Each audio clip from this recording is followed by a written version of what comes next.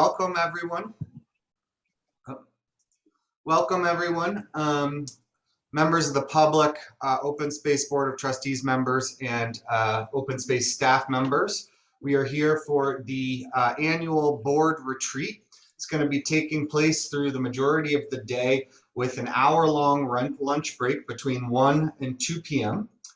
And the first events for session 1, the first morning half, are going to include a welcome and an icebreaker.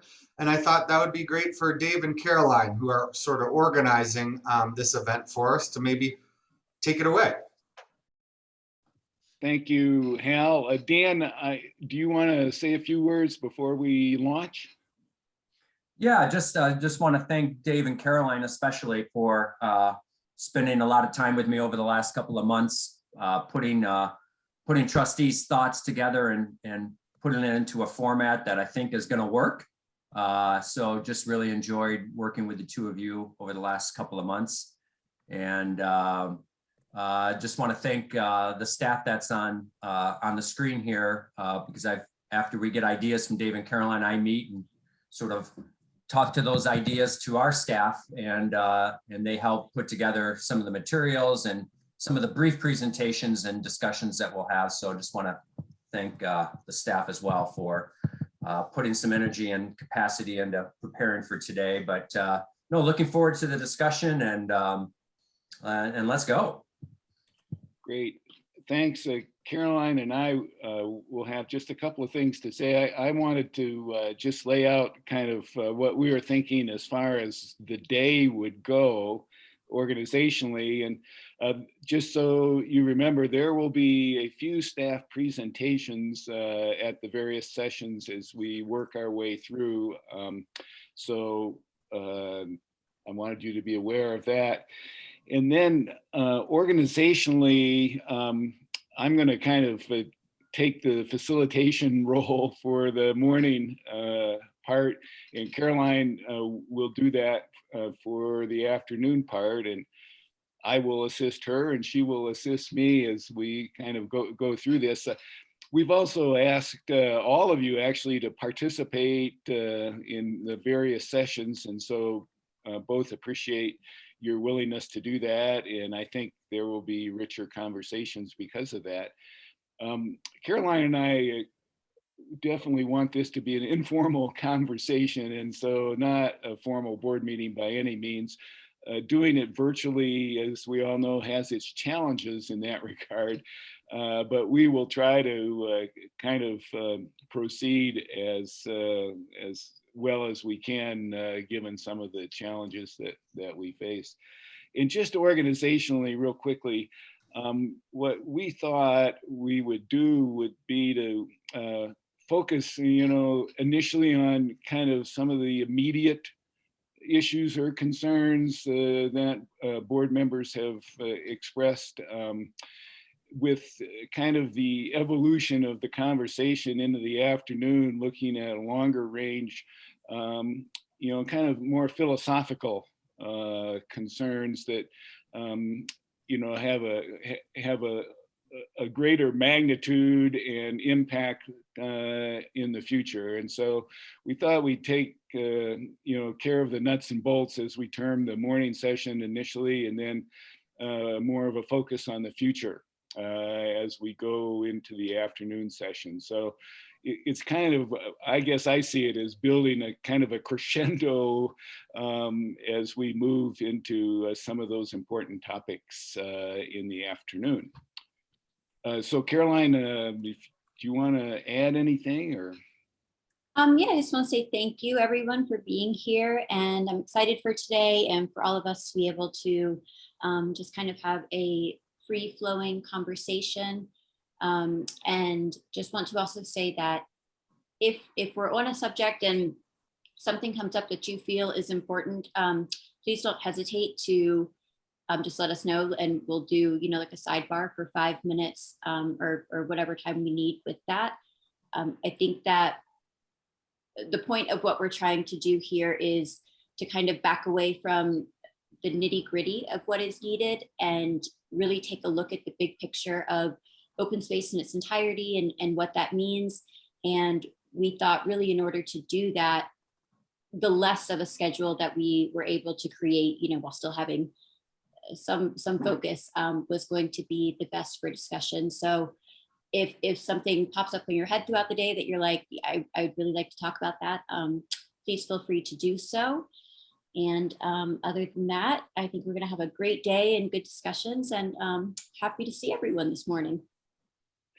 So thanks. It's an exquisite day, and in that regard, it's too bad that we actually are inside for most of it. But what we thought we'd start with kind of an icebreaker, just kind of talking about some of our favorite places or times on open space and mountain parks. So if that sounds good, we'll do that real briefly, and then we'll get into the essence of the conversation. So Karen, I'm going to ask you to start in that regard, given that you have the longest tenure on the board. So if you would be willing to launch that, that would be great. You're on mute, Karen. And what you want me to do is address the question of We want to know your secret spots. Yeah, we'd like to know. favorite part of open space, right? Yeah, right. Well, the first place that came to mind of several was the Tohi Trail. And I really like the Tohi Trail because it's a spot where solitude is possible. And when the trails were moved away from the drainage and shortened to reduce fragmentation in that drainage, it really hurt me. But when I go back there now, I can see the real value for having reduced the amount of trails in that drainage and pulled away from the creek bed and expanded the amount of habitat. And so I think it's just a real special spot. And the other management decision that was made for Tohi Trail that I think has had a real impact on those qualities is the fact that it's one of very few no dog trails in the system. So the habitat is really high quality habitat with little intrusion by people or dogs. Thank you. I think everyone would agree with that. So thanks. Michelle, do you want to jump in next? Yeah, this was a hard decision, but I think I've had some of my favorite parenting moments over at Boulder Valley Ranch, starting with pushing my kiddos on a jogger trailer because it's a flat surface for 3 miles and being able to get some exercise and expose them to the outdoors. And then eventually to get them on striders to go around that loop. Many, many meltdowns to get all the way around that loop. But, and then checking out the prairie dogs, that's always been a highlight, and looking over at the water and the ability for me to also get some exercise. So I think that would be my choice because I could kind of get all that wrapped in one particular spot. Great, thanks. You know, those are kind of different, not ends of the spectrum, but parts of the spectrum, which show the real diversity of the system. So that's great. Al, what's your perspective? You know, the places I enjoy seem to constantly be changing, but since COVID, Buckingham Park has been a place that I've spent a whole lot of time. And it's been fun for me because I feel like it's a place you can see all the different ranges of uses on the system. I've seen sort of dipping in hot weather midday in some of the holes in the creek there, to even triathletes when the water is high, swimming upriver to get mileage swimming.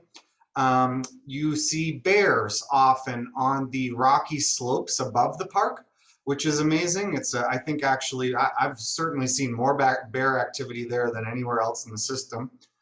You see artists, you see picnickers, and for myself in COVID, dealing with sort of loneliness of social life with people and dining, got into taking picnics in weeknight evenings up there, which was absolutely gorgeous to sit by the river and enjoy. So yeah, Buckingham has loomed large for me recently.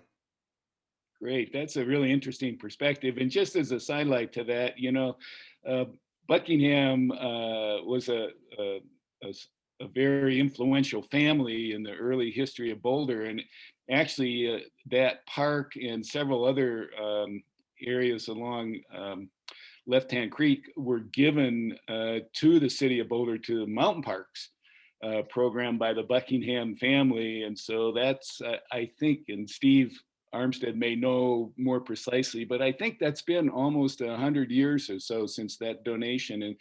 And so that again shows the importance of, people supporting both early on the mountain parks program and later open space and mountain parks. So that was really neat.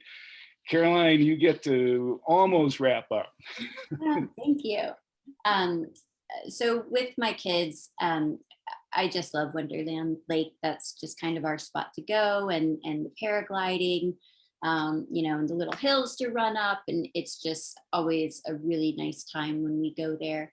And for me, I grew up on a 50-acre horse farm. And as a very small child, I would get up early and take care of the horses by myself without prompting. And I frequently walked in the woods at 4 or 5 a.m. in the dark and didn't have a flashlight. And like looking back, I'm like, were my parents insane to let me do that? But it became quite normal. So for me, and being in Boulder, running up Bear and making it to the top, like to be able to sit with my thermos and watch the sunrise will like always be my best mornings. And I always find it so interesting, especially in the winter, to see the creativity of the people in Boulder and what they will wear and do to, get up there, because I've got like, good gear, and I see people that like make it to the top wearing like flat sandals and just sliding, and I just love like the the way that people surprise me constantly, where you think that you kind of need to be prepared, but actually it's really just enough will to get up there. So and I always find that I see pretty influential people in the mountaineering and rock climbing world that early. I'm walking and they're running, and doing it twice as fast as me. So it's always really neat to run into those people as well. So yeah. Great, well, thanks. So I'll conclude.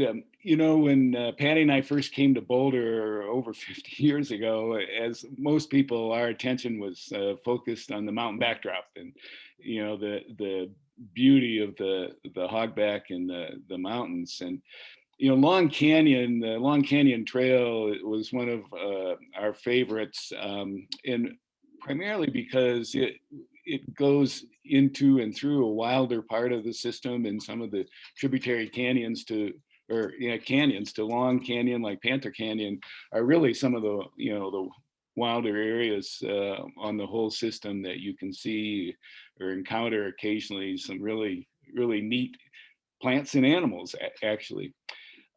But having said that, my attention kind of then, as years moved on, turned eastward in the importance of the Great Plains grasslands, including the tall mid and short grass prairies that really exemplify part of the system as well, and the importance of those, and the fact that those grasslands are probably some of the most endangered natural ecosystems in the world, actually. And so, like a lot of Easterners, we always try to get through the Great Plains, as quickly as we could to get to the mountains. But in retrospect, the Great Plains grasslands for us are now, extremely beautiful and important. And in fact, fall color that we were just talking about, we talk about the trees and leaves and stuff, but there's fall color on the tallgrass prairie, which is equally stunning to that you find in the forest. And so the diversity of the system is really, so significant for me. So we really appreciate it. So thanks, everyone. We appreciate that. So without further ado, I think we'll launch into the first session. And part of that is administrative. What we wanted to do is to have us as a board take a look at our rules and procedures and talk about them and suggest any possible revisions or updates to them as we think are necessary. And so one of the things we did in the agenda was to say what would we like to come out of each of these session conversations. And this one, although we can't take formal or official action at the retreat, we can certainly identify parts of the rules and procedures that we would like to address more formally at board meetings if we want to make those revisions. So I will start. We'll work our way through just article by article. And so if no one has any specific concerns about Article 1, which is basically the officers, although Karen, I think you might want to weigh in. You had wanted to talk a bit about the vice chair position. And before we jump to that, can I just offer a brief overview I'm not sure the board 100% understands where this document sort of exists.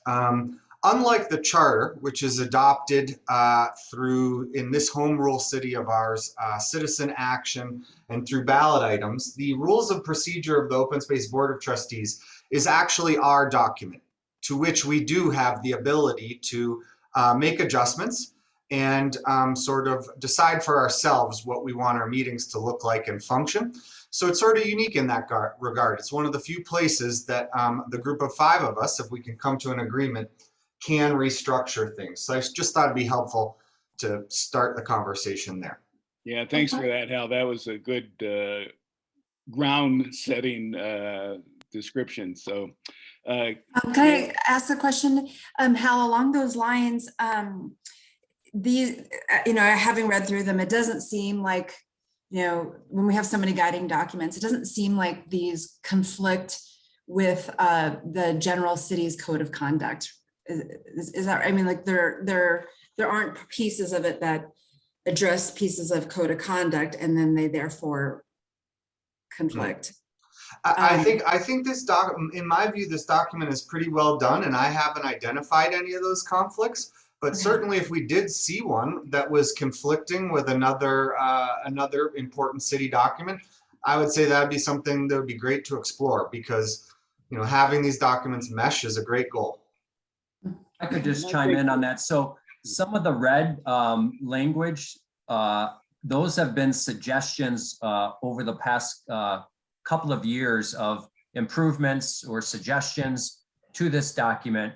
Leah may know more than I do on this, but I don't think a lot of the strike through and correct it has actually been formally adopted through let's say a business meeting in which we said, okay, this is now the document. And what I would recommend is that if we add more to this, and if we decide to take some of this suggested revisions away, that before we move to any approval, that we would just have Janet Michaels review it just to make sure. Michelle's concern is there is like within the parameters of other charter is this fall within it?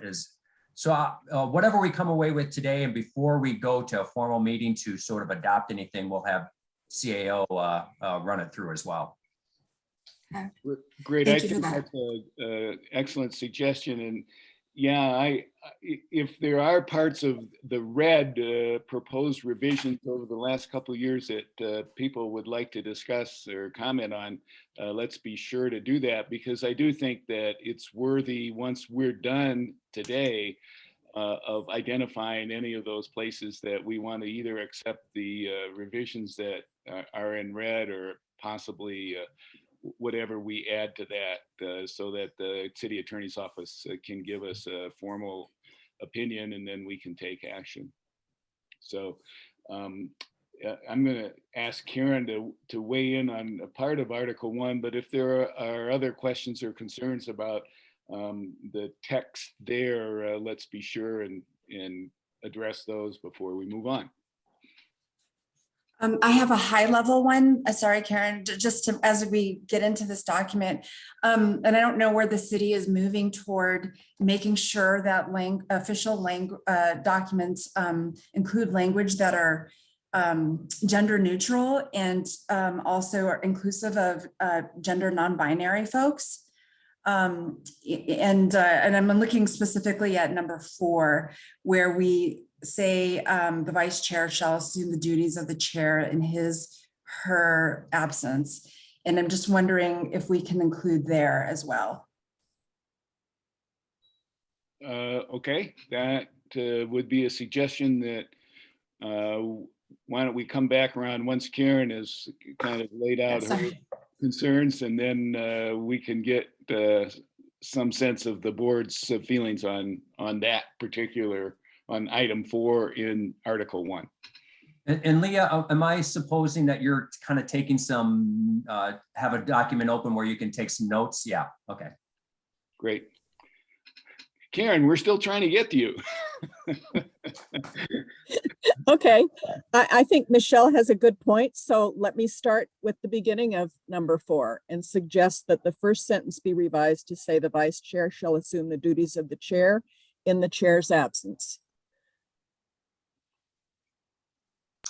I'd prefer, if we're going to address this issue, to sort of do it through the full document. I feel like it's a systemic change, and it'll show up in many places. But I think you're on exactly the right track. I just think we'll have many spots to do it. That may very well be true, and I certainly don't want to try to address everything. Yep. The second sentence that hold on, let me stop the noise.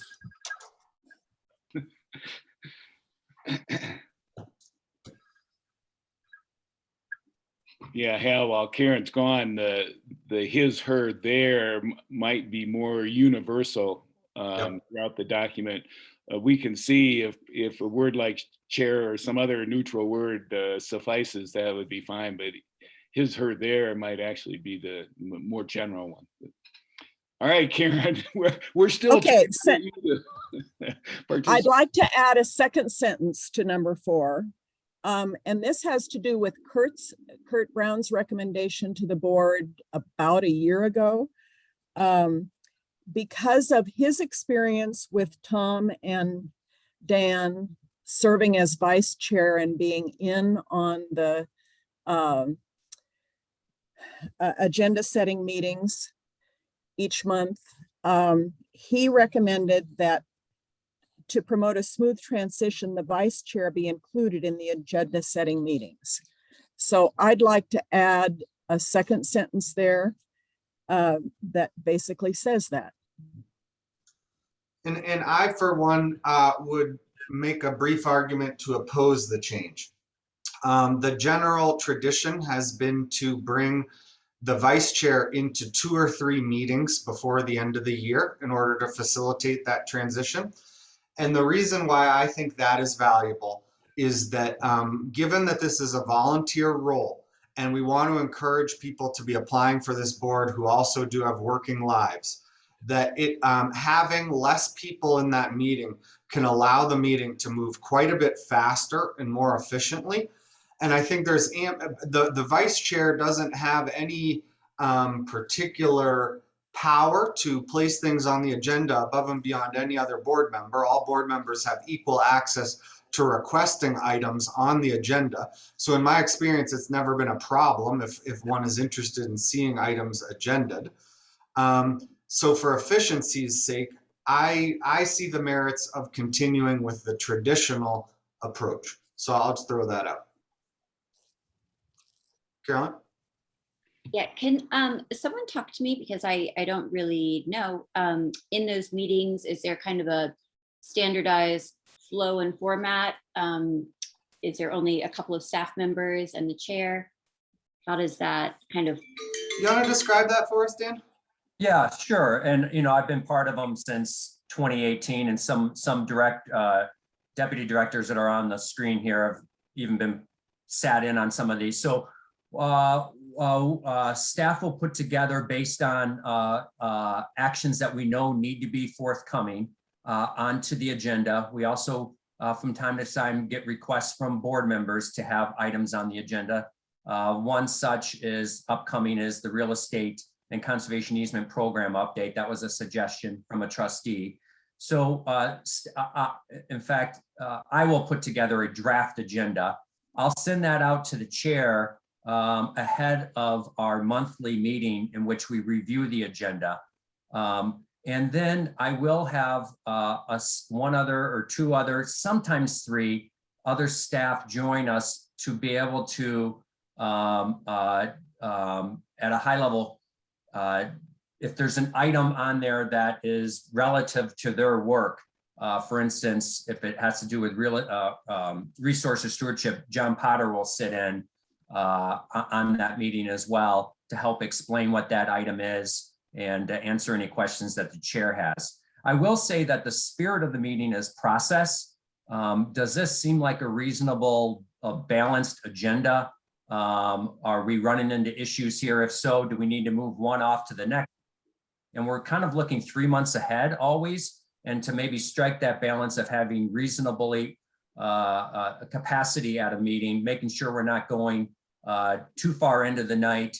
And so as well as to talk about the flow, and I get, and the chair, of course, gives me suggestions of that they may have, but it is tend to be more process orientated, and rather than getting into the content of the actual agenda items. And I'll just say, from a staff perspective, one of the if we start having 40% of the board present at these meetings year round, one of the risks that I see is that we would tend to get away from the process, which these tend to be like 40-minute meetings, so they're pretty quick, and we'll get. And the tendency may be to talk too much about the content outside of the rest of the board. So that's one advantage I see of working just with the chair, and then having a couple of months of that overlap with the vice chair coming in, is that it will help us stick to sort of the process of setting up a balanced agenda rather than diving into the content of the items themselves. Can I mention one other piece I see, Dan? Tell me if I'm wrong, but even though not expressly stated in Article 1, it is implied that if for some reason the board felt like the current chair was not doing their role appropriately and placing the agenda according to what the board in aggregate was seeking, that 3 members of the board can remove the chair and replace them at any time. And I think a big part of that nomination process is, do we have trust in this person to represent what people are asking for being agended within meeting the staff's needs for bandwidth, resource availability, et cetera. So I see recourse as part of my comment. So I certainly understand those reservations. I guess I come at it from a different perspective, and not one so because I don't think sufficient or efficiency needs to be sacrificed by another board member attending. From my perspective, it would seem to be that, you know, if there were circumstances that the chair was unable to actually attend and chair the board meeting, that there would be much smoother transition as far as the conduct of that meeting and kind of what the groundwork was that created the agenda.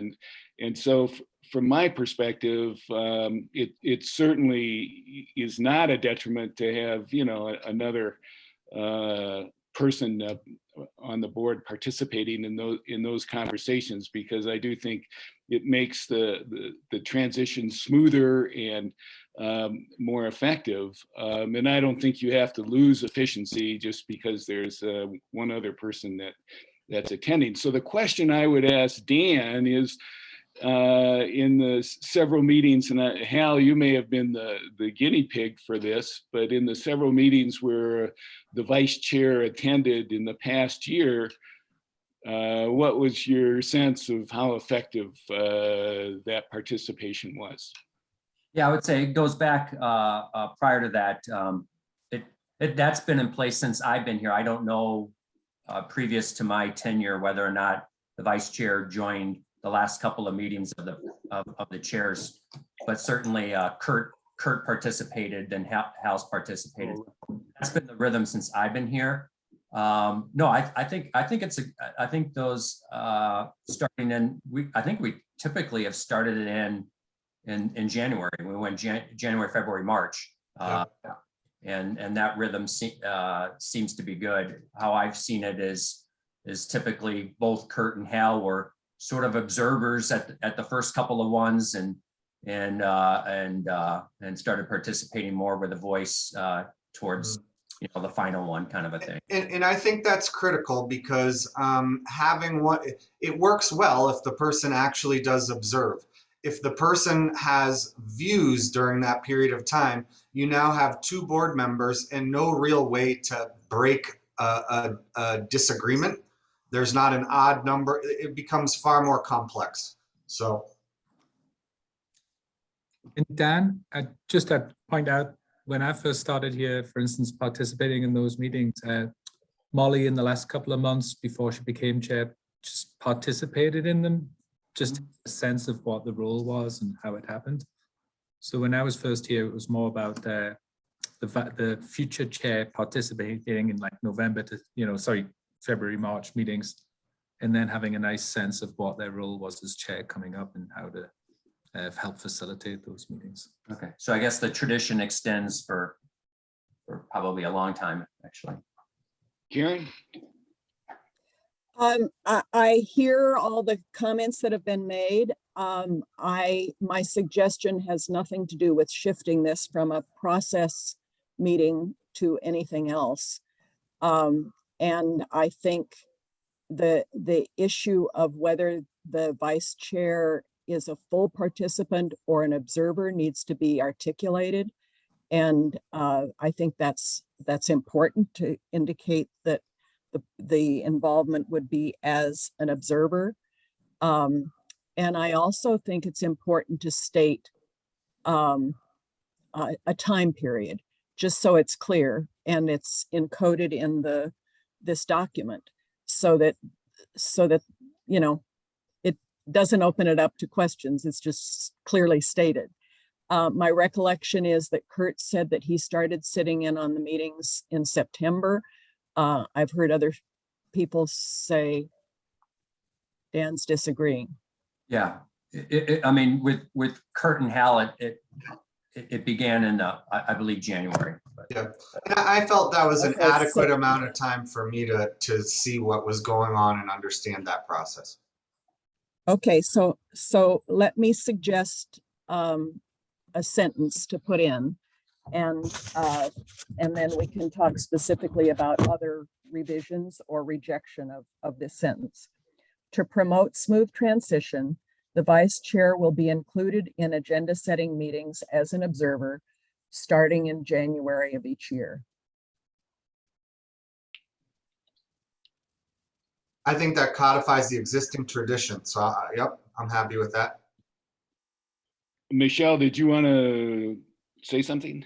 I mean, where Karen ended up on this is great. I just wanted to express my concerns about we have a very small board. We have 5 people, 5 trustees. And when we start to have 2 people in a particular meeting or making movements or statements, I mean, that's 40% of the board. And so I just want to be mindful of that when we start to get 40% of the board doing something. When I served on PRAB, it was a 7-member board, and then we did have the vice chair as an active participant in the agenda setting. But again, it was a 7-person board. And so I think that was okay. I think here with a 5-person board, where we landed on it today with the smooth transition is fine, because that just cements the current practice. Great. So we got to keep moving. Is it okay for us to conclude that the general consensus would support the suggested revision that Karen made? That's fine. Okay. And Leah, are you clear of where that goes? And okay, great. Can I make one just statement in closing? This won't really impact me most likely due to me terming out potentially shortly here. But I will say that the position of chair, just on a higher level, I think it's really important that whoever we do nominate to that role takes seriously the fact that they stand as a balanced and moderate party between all the desires of as many of the board members as they can consistently accommodate, and then of course the needs of staff, and figuring out how to get a good balanced result and keeping as many people happy as possible is really the core role. And it's not a great or appropriate place for activism. And so I just want to be on record that that's my viewpoint about what that position in the big meaningful context of open space is about. Thanks, Hal. I think that was a good observation. So we'll be mindful of that. So moving along, are there any other comments or questions on the read portion of the proposed revisions of Article 1? Seeing none, Leah, if you've captured what Karen's suggestion was sentence-wise, that would be great. And what we'll do is when we're done with this, we'll have that submitted as an agenda item for an official board meeting at some point in the future. So great. So Article 2, Caroline, I was going to ask you to kind of weigh in on some of the questions that you had or observations, and then we can see what else we need to talk about. Yeah, so keeping us on track, I'm not sure the best way to do this. So if I say something and anyone has a suggestion, please feel free. But in discussion of our regular meetings, and if an additional one is needed, we have this Article 2 to go by, and then we also have what the charter states. So I think perhaps drawing consensus from the board of what we would like done, how we would like to do it, while still respecting both what Article 2 states as well as the charter states. I don't know if anyone has anything to add before we move in further. You might want to summarize real quickly your reference to Article 2 in the city charter in that regard, so that people understand. So, for example, after everything that was discussed at the city council meeting that we all probably know that I'm referring to, I felt that it was important for all of us to be able to get together and discuss what was happening. And for me, I didn't look to Article 2. I looked to our charter to see how that would work and play out, because we've all read the charter and we all know that there is the provision in there that allows us to hold an emergency meeting. And using the word emergency makes it, difficult, because it does allow us to meet with really short notice. So that could be very conflicting for a lot of people's schedules. However, if it works for at least 3 people, then that is the quorum. So I do feel that when we have discussed having additional meetings, it doesn't, for whatever reason, it doesn't seem like it's fully supported. So, and I think in the next year, there are going to be items that come up that perhaps board members feel like in the traditional meeting, there's not enough time under matters from the board to really weigh in or give a full discussion without, running our meetings very late. So I don't know if we can gain some consensus here and let everyone give a little feedback that this is how I would like it done if we were to have additional meetings, or I hate the idea of additional meetings and I don't want them at all, or yeah, let's leave it open. And if someone makes that suggestion, then that is in the charter and that's what it's there for.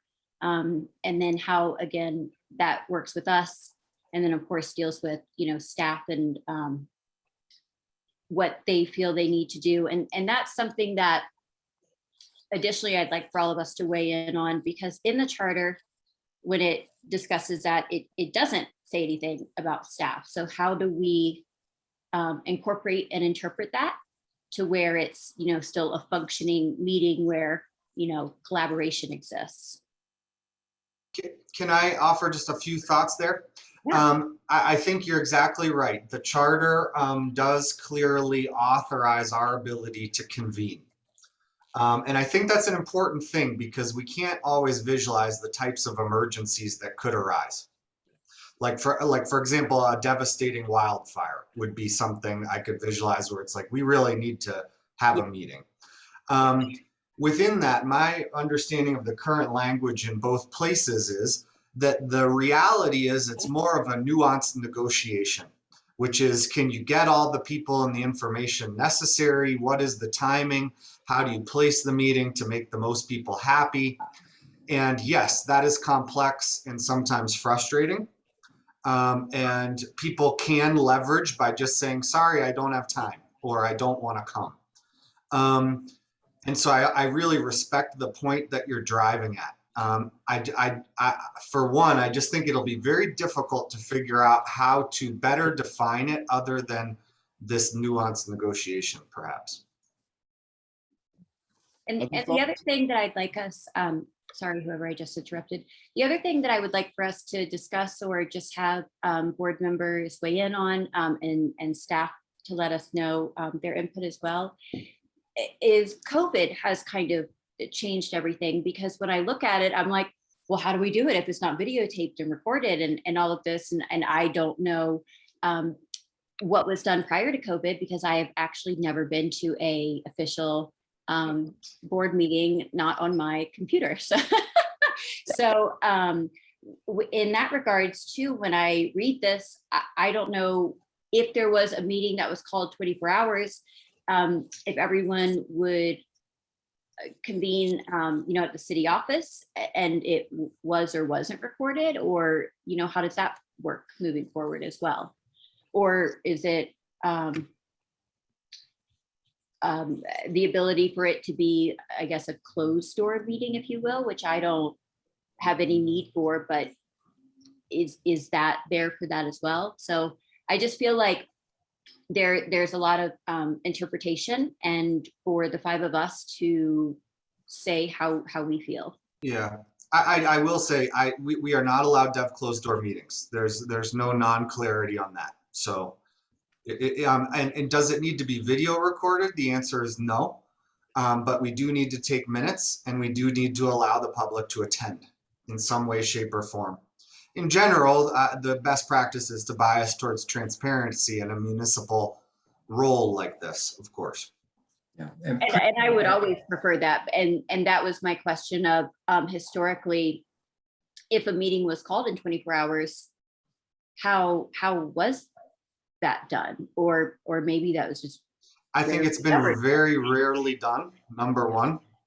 Dan, can you tell us about that? Well, I could just say, so typically before COVID, we would meet in the chambers and it would be videotaped, video recorded. And Steve may know, or Leah maybe, perhaps of why the tradition of open space boards being videotaped exists. But I believe it was called out in some sort of process that this board's meetings would be videotaped. We're one of only a few boards that does do that. I have not been part of something where I'll use the term pretty broadly, an emergency existed in which we needed to convene within 72 hours. Steve may reflect back to the flood and whether or not that was a situation in which the board did convene in that. So I do think it's helpful to look at what we view as an emergency versus trying to schedule things out that can accommodate as many schedules as can be possible. And so staff can do the preparation and we can make sure people are there to administer the meeting. I mean, there are some definite logistical issues of having a meeting that is on staff to do. And so I think it's helpful to sort of define what would be an emergency versus what can we schedule in.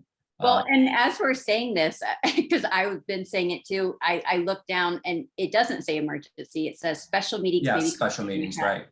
So we're still not even using the right language. Yeah, so 3 meetings, right? You could have 2 business meetings in a month. In addition, you could have a study session. So those are 3 options in a given month, and then this provision for a special meeting. So do other members of the board have any comments?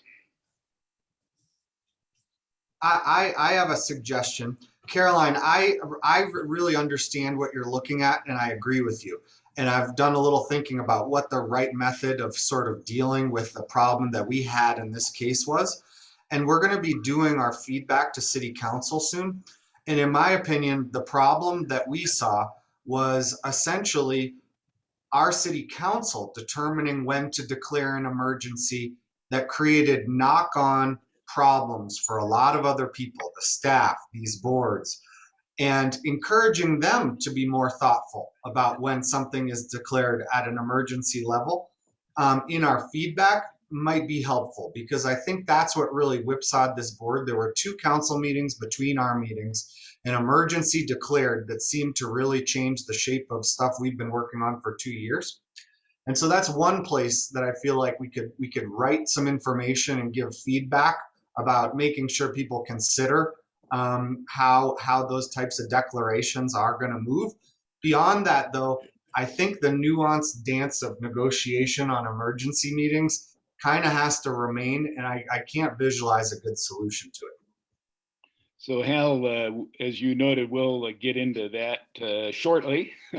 I want to make sure if there are any other comments from board members that we hear those. And just a reminder that it's the word emergency is really not applicable here. It's a special meeting or additional meetings. And I think, as Dan pointed out, there are opportunities for the board to, have probably up to 4 meetings a month if the board is so inclined to do that. So I don't think that emergencies dictate when those meetings might be held. It's basically the desire of the board members or majority. Dave, Dan, if I can just chime in too, just as recognition, because this is something, again, COVID had a little bit of interruption around because we haven't really done our more traditional public engagement where we're in person with community members. And so certainly we're being respectful of that, just with the amount of engagement type projects we've been working on over the last year and a half. But special meetings also align when we have community meetings. So think about open houses or meetings around the master plan, and more than 2 board members want to attend. We have to have board kind of identify those as special meetings. So that's part of the notification. Sometimes we may not know until last minute, wait a minute, we've got more than 2 board meetings. So that's part of the process of making sure there's fair notification to the community. But it may be a short time window. It may not be something we always have the length of all the preparatory steps that we normally would go through. And I would just quickly add 20 seconds is that prior to COVID, the newer board members don't know this, but when we were in the Prairie Dog program area, as well as the master plan at the same time, we had multiple meetings every month for almost 6 or 7 straight months. So it's not like we don't utilize this flexibility. It was utilized really aggressively in 2018, 2019, and leading up to the first part of 2020, where we were having multiple meetings and study sessions when we were dealing with master plan and the prairie dog management area. So, and we expect as we move into more engagement coming up, that we'll need that ability to have this flexibility. And Let's have Karen jump in first, Caroline. Karen? I want to underscore what Steve and Dan have just said and add my perspective, which is, I think, what Dan just mentioned, which is during COVID, we have had far fewer meetings than historically OSBT has had each month. In the past, OSBT has met on the average twice a month. And the statement in this document of having meetings both the second Wednesday and the fourth Wednesday is not just a maybe or an if it's needed, but has been more typically part of the regular pattern of OSBT meetings. And those meetings have been held not just in City Hall in chambers, but they've been held out at Cherryvale. They've been held at various places around town. And as has been already mentioned, they've always been recorded, if not in chambers with the video cameras, then as a sound recording. And that has just been regular practice for decades. Caroline? yeah, so I am not watching the time probably as closely as you are, Dan, so I don't know when we need to move on, but I guess my question would be to the board members, if anyone from either Article 2 or Article 3 has any real resistance to any board member being able to exercise the power as is laid out in the charter or Article 2, just to share that.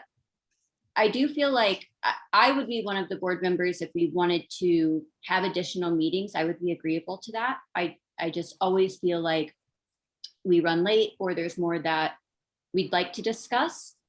So I don't know if now's the time where we speak a little bit more and say, is this something that we really want to say? Do other board members want to do this, or would the board prefer to leave it as something that can be called up and if they so choose? I'm willing to discuss it further, but I'm not watching the time as closely as Dan probably is. So let me just give a quick historical perspective. Karen is right. Early on from 1986, certainly until probably the mid 2000s, the board met twice a month. And in fact, the reason for that, I think, was the acquisition program required that those meetings be held just because of a timing factor on acquiring land and having to make some decisions.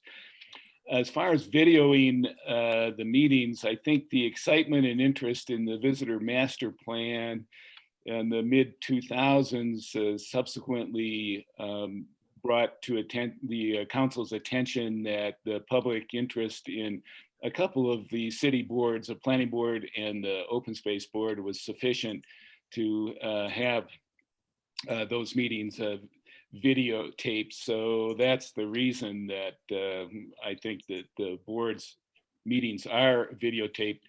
Before that, they were not, although they've been recorded kind of pretty much throughout. So Caroline, are you okay on moving ahead with kind of the sense that we at the board have options for additional meetings if we so desire? Yeah, I just wanted to see if there was any resistance or a different understanding. I just wanted everyone to have the opportunity to speak. I know historically there have been times where I really want to talk more and I can't, because of the rules. So when that happens, and as I think during my time on the board, there will be things that are probably going to pop up, where being able to have the discussion when it's kind of fresh and happening, like what happened after the city council meeting, I think does provide OSBT a lot of opportunity to really grasp what's going on and feel good about it moving forward, rather than sitting and having these thoughts and not really having a way to share them or express them. Maybe I could. Can I chime in here? I've been listening here, and I think there are two questions that Caroline is trying to pose, and when we're talking in the context of this document in front of us, is this document as laid out for the procedure of adding additional meetings, is that adequate? And my response to that is yes. I think that this is as written, fine. I think the second part of the question you're trying to ask, Caroline, is generally, are we okay with adding meetings? And I think that's a separate question than this particular document. And I think that was something that is a relevant topic for today's retreat. And something that I brought up in this section 1B, setting priorities, how can we be most effective? And that is, I think, where some of this goes with how many meetings is adequate for this particular board? When is it appropriate to add special meetings? When do we need 2 meetings? If that's, I don't know when the time to have that conversation is, but I do have lots of thoughts about that. But I don't know if it belongs in the context of trying to get through this particular document. Yeah, thanks for that. I think that additional conversation on setting priorities will be helpful as well. I was just going to suggest that, again, informally, and kind of going back to our discussion about the role of the chair, it strikes me that if individual board members are concerned about meeting timing or times and meeting content, that if they get with the board, with the chair, and express those concerns, that may be kind of the beginning of a decision on whether in fact we ought to hold additional meetings. So it strikes me that there probably ought to be a conversation between one or more board members with the chair on the need for that. And then if it looks like that's agreeable, then to move ahead with that. If it doesn't look like it's agreeable, and the board member individually still wants to have that considered, then again, it would be brought up at a board meeting and a vote taken, and presumably if there are 3 votes for that, then the meeting would be set up. Can I add one more observation too? I think related to what you said, Dave, about the historical acquisition period of the department and the need for more meetings. My understanding and experience in my time here is that Dan does a very good job of knowing when certain activities, due to timing constraints, will need additional meetings. And generally that strategy is coming from the staff up to the board. I do think that from time to time, there are instances where the board may want to influence the addition of another meeting, but 80% of the time that should be a staff-driven process. And I think it links to a broader question, which is, to what extent does this board want to be a working board versus a deliberative body? I myself sort of fall more in the deliberative body category. We have, 120 staff members, Dan, some incredibly well-educated people orchestrating this. I really enjoy the part of having sort of more of an oversight role as opposed to a working role. I have some other working board roles, and they sure can spiral out of, in terms of time commitment, fast. So I'm in the sort of keep a little bit of a balance and largely let staff dictate when additional meetings are needed. Do we want to, at the end of the meeting, is everyone okay with, after we discuss setting priorities during our wrap-up phase, after we've gone through our day, discuss, do we want to have a meeting about having meetings and be able to carve out that additional time to really know what each of us want as far as time and how we serve here on the board. Because what I want is for the board to feel free in their discussions. And then the other, really high priority is to not turn this into a burdensome issue for staff and have it be really board centered if that is what it's going to be. But again, I want everyone's input on that. So is that okay, part of our wrap up at the end of the day, if we circle back around and see about that? At the end of the day, I'll have been off this meeting. Oh, you're 3 o'clock? Parent teacher conference at 3:30. Okay. So what we can do is maybe we can summarize where the issues that we want to have for further consideration at the end of this session. So in the, right prior to 1 o'clock. We won't lose sight of that as we proceed then into the afternoon session, and do the same for the afternoon session at the end of that session. And Caroline, Dave, and Hal, another option would be, in addition to that, is a matters from the board item. November, December type of timeframe is retreat recap. And if there's a couple of takeaways that need to be explored further, we could certainly add in a future agenda coming up, matters from the board. Right. I was thinking maybe when we do kind of our wrap up summary of the session, then we could say, okay, here's what we'd like to have, under matters at subsequent or future board meetings. We're running late and we still have a number of things to go through, but I don't want to lose sight of issue of minutes in this conversation. So we'll keep moving forward as efficiently as we can. And Karen, did you want to say something? Yeah, while we're on Article 2, I have 2 questions. One I think is relatively short. In 5B, there's mention of within 600 feet of the boundaries of the open space land. And that seems to me like an incredibly small distance. I'm wondering if there's reason for the 600 feet and whether it could say at least or within 600 feet or more, because it just seems to me 600 feet for something that has a huge open space area and significant impacts is too narrow a distance. Leah, can we put that on the potential agenda items for future board discussion? Yeah, disposal noticing procedure. Yeah. And just have staff inform us where the 600 feet came from and why someone thought it was sufficient and whether it should be increased. That's my question.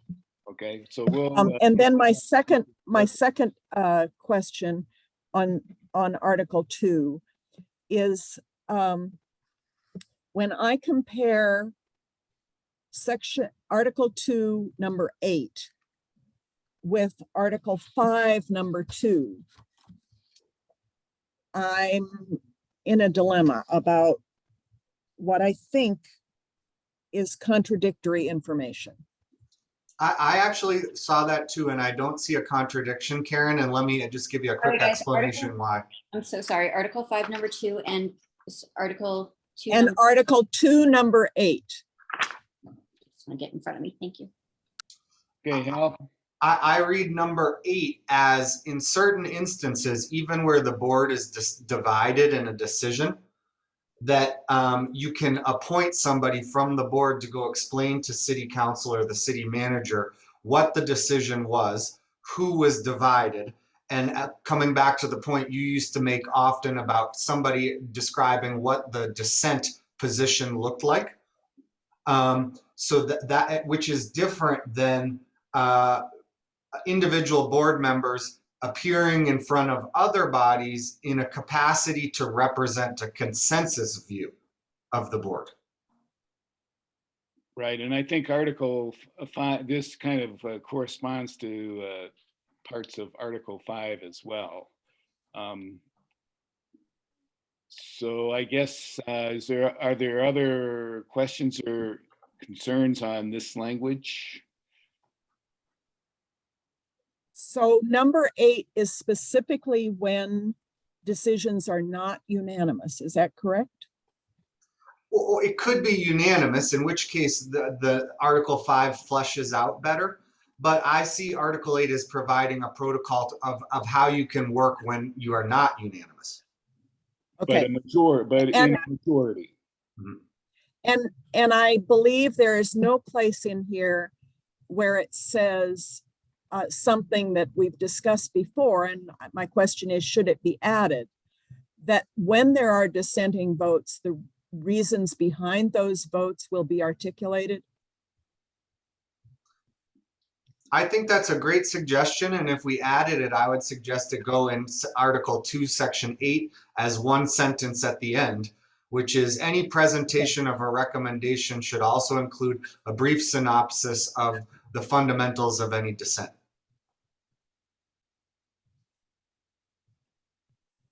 Great, we'll put that in the list of issues to be considered for board action. Leah, did you get some of that? I don't know if Hal's suggestion has the head nods of folks for adding that to 8. Hal, can you just read that one more time? I would word it a little bit differently, but Yeah. but the idea I agree with. Okay. The suggestion, yeah, okay, so it looks like we've got nodding heads and understanding. Great. I think it's great practice to, I mean, even though you have a majority, to explain the viewpoints of those who opposed is good practice. So what we've got that issue on the list, and then we'll have a further conversation as to what the specific language actually ends up being, if we approve it. Okay, are we good on that?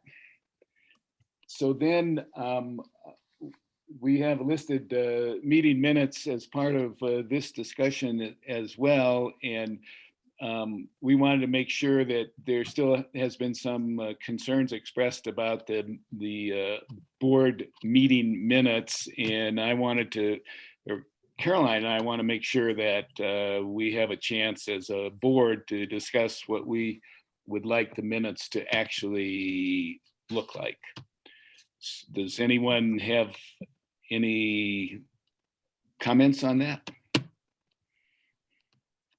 Well, I have some suggested wording that I jotted down. I don't know whether you want to entertain that or have a more open discussion. Well, let's have an open discussion first, and then we can have some suggested revisions if that's appropriate.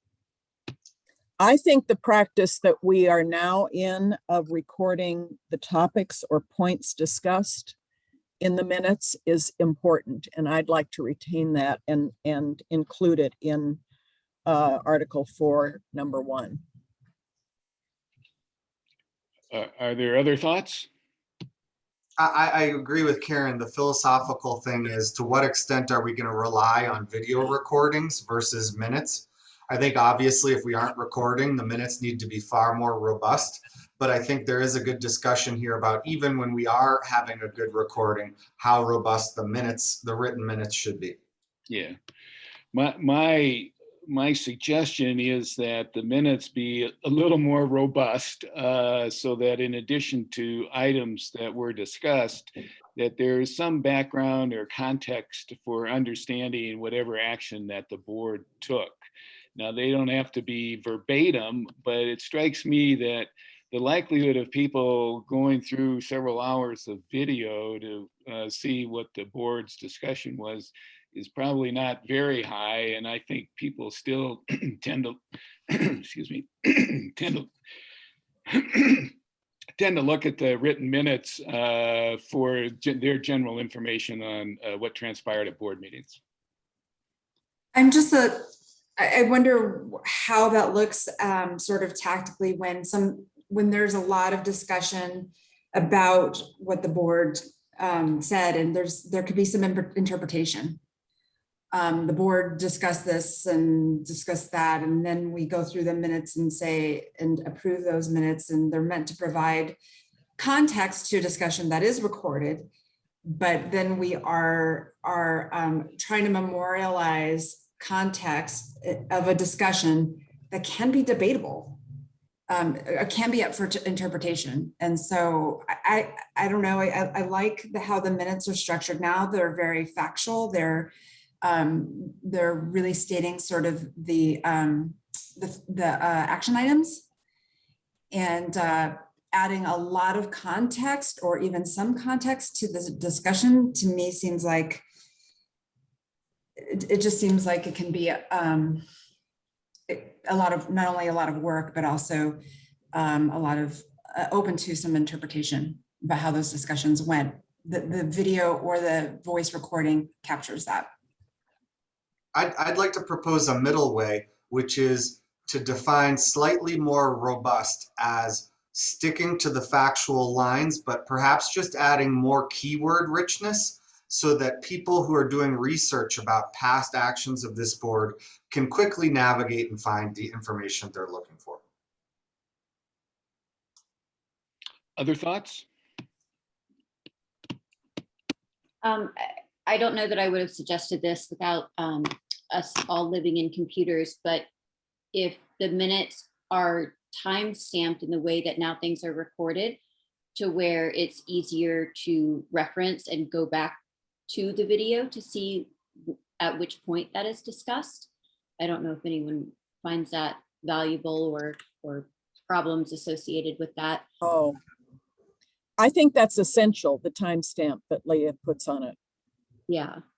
Because I know when I'm in our meetings and taking notes, that's really how I go back is I, I'm taking my notes, and I couldn't live without, as I write certain times, so I can go back and review as necessary. The other thing that I think we might want to include in any revision of Article 4, number 1, is the reasons for dissent after a vote, because that's something that we need to abide by city expectations. You referenced Article 4, number 1, Karen. We're actually talking about Article 2. So where are you? I think the recording and minutes is in 4, number 1. Where are you looking at? I'm still in Article 2 on meetings. Which number?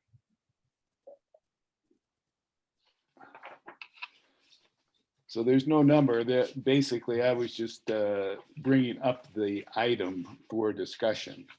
If Article 4 is where it's, that would be fine. Just a quick comment on there, and I don't think we're at the point of head nods on and adding that at this point, but I don't think we would want it to be up to Leah to determine how to characterize that dissent.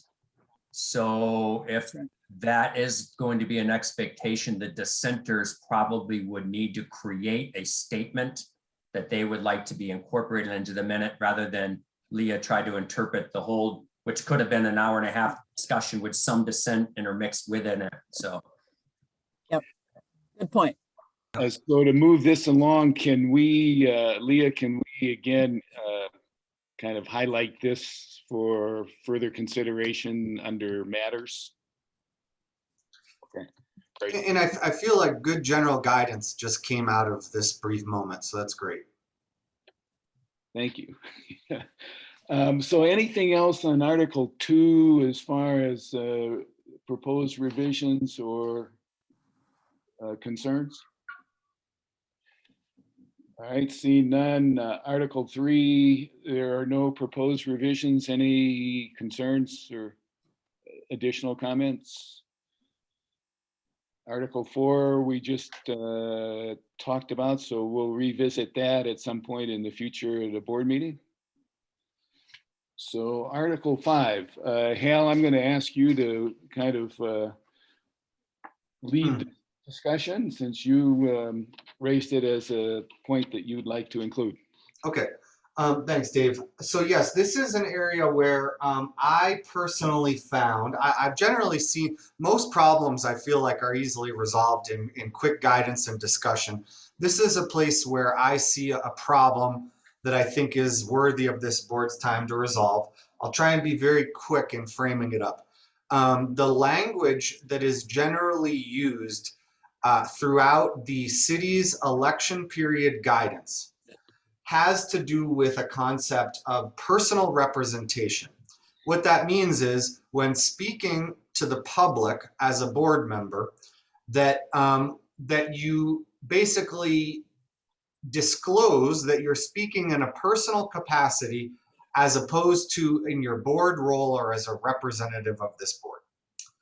And that is a requirement that is supposed to percolate throughout all levels of our local government. I included, for background, 2 links to 2 newspaper articles. The most recent example of which was a letter from Mayor Sam Weaver and Councilwoman Mary Young. And it related to 2 different topics, but one part of it was the CU South ballot item that is presently on people's ballots. The part that I'd like to try to convince you of and consider action on is that within a context of personal representation, that it is actually not possible to have good faith personal representation when you are publishing work along with another member of your appointed or elected body. That is to say that 2 council members or 2 OSBT members writing together in the newspaper with a disclosure at the bottom that says, we are both writing in a personal capacity, doesn't pass the smell test to the public or citizens. And I think it's particularly important in this board where there's 5 members versus 9 on council, because 2 members of this board working together saying I'm discussing in a personal capacity, well, they're actually just 1 person away from being a majority of this board. And the community reads it as such. Similarly with Mayor Weaver and Council Member Young's letter, they write that they are in a personal capacity and commenting on active ballot items, which in my reading is a conflict of the guidance that I was given by the city attorney's office for this board and how we're supposed to conduct ourselves. And so I am asking us to consider whether we think it is possible to be representing yourself in a personal capacity while publishing material in a newspaper alongside another appointed member of the same board or body. And obviously we can't really, the city attorney's office will be the final determinant of whether people are doing what is supposed to be done. But this board, as far as best practices in pursuit of fairness, I think might want to consider that we should get out of the habit of having 2 members publishing things in the context of this is a personal representation. I agree 100%, Hal. I mean, when I read those pieces, I had a little bit of heartburn.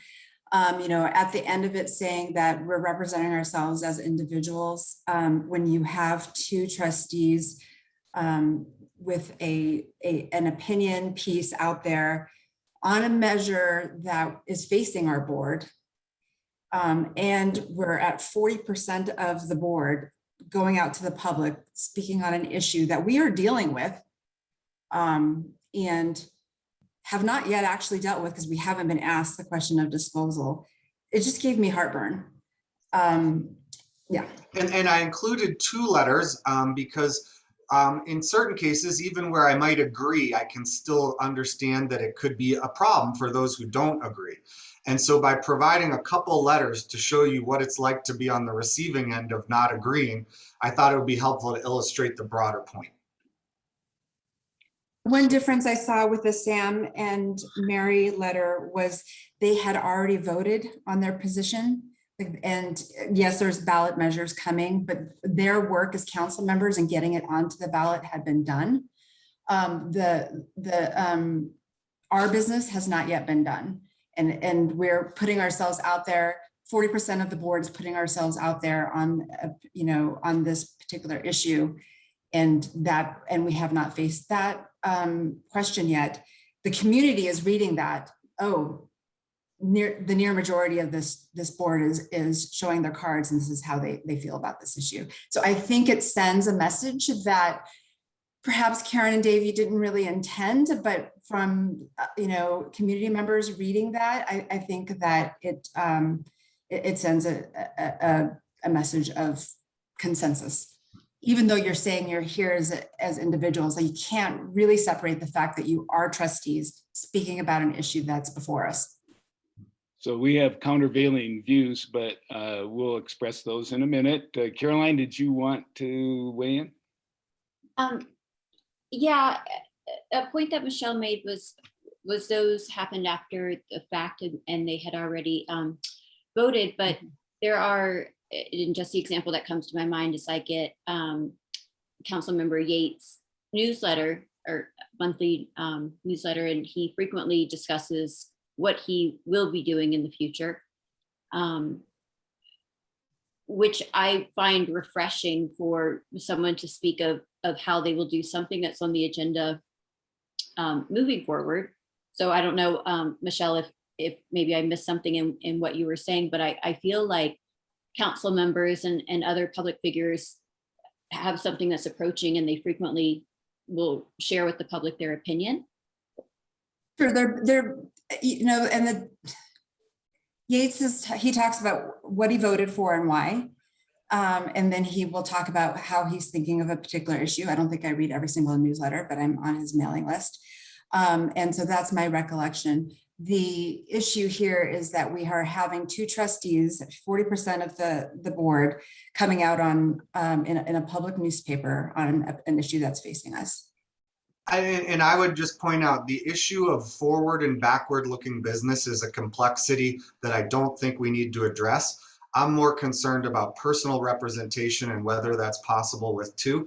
And just to push back a little, Michelle, as I read the ballot blackout item, which was delivered to me in my capacity as chair with the responsibility to understand for this board, I think there is a good case to make that for existing council members to be representing in a personal capacity as two people on an active ballot issue, there's a good argument to be made for that may not be the best reading of our governing procedure.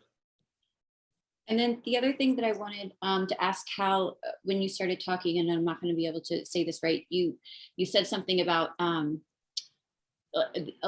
electoral season, and I just wanted to have you repeat that and ask you if there's something specific in that voting agenda as opposed to something else. I just wanted to make sure that I understood what you were saying with that. Yeah, sometimes I mean being the most direct and transparent. That's just my style. Basically, during a period of time after the emergency vote, people within the city went out of their way to remind me, to remind this board about active ballot issues and what the guidance in our election protocol is about how we're supposed to communicate, and the idea that you need to be clarifying you're in a personal capacity.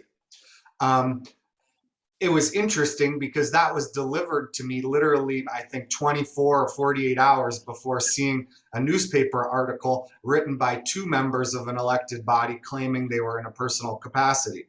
Hence the real dissonance on this, and why I think this board being clear, at least amongst itself, is a good thing.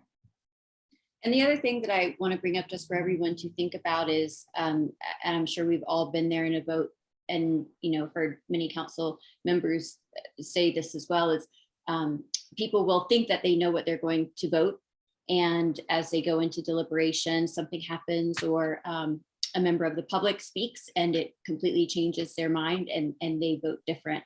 So knowing that that is a possibility, even if you write something where that is how you feel at the moment, that a lot of us have experienced something moving at the 11th hour, and we have changed our opinion.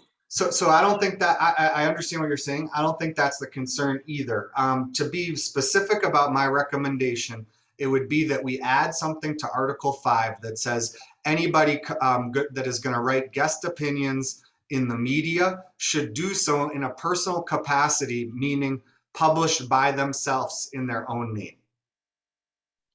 Karen, do you want to comment?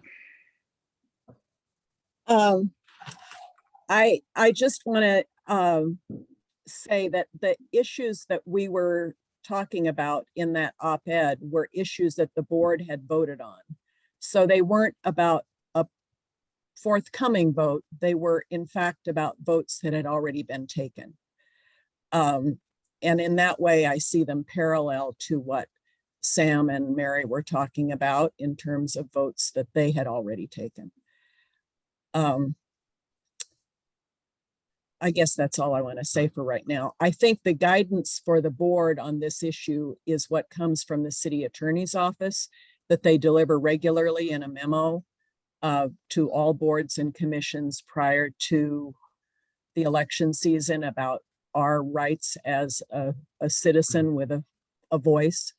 And I think that's the guidance that needs to be used to direct this sort of activity. Yep. And so let me go back and reframe my logical position as crisply as I can. And that is it possible to communicate in a personal capacity with another person? My clear and conclusion myself is no, it is not. And therefore it does not follow the rules. And therefore we should clarify that in Article 5. Okay. I understand your position, Hal. You've had the floor. Now I get it. So I certainly agree with you on disclosure, and we talked actually before that op-ed piece about that. But my countervailing view is that we took great pains to be as transparent and clear as we could on our roles. And from our perspective, and also from the newspaper's perspective, it would be far more egregious for us not to have identified ourselves as board members in the public's eye than it would be that we did that. And so we tried to be as transparent as we could in making sure that people understood our respective roles. I don't have perhaps as diminished view of public's understanding of respective roles as perhaps you do. I thought it was pretty clear. The other thing that I will say is that I think the more instructive op-ed was actually the week before ours, and that was by Aaron Brockett, who as a member of council actually identified himself as a member of council and said that he was not speaking for council. And so we felt that that was, precedent, and that we could follow that and enjoy equal consideration.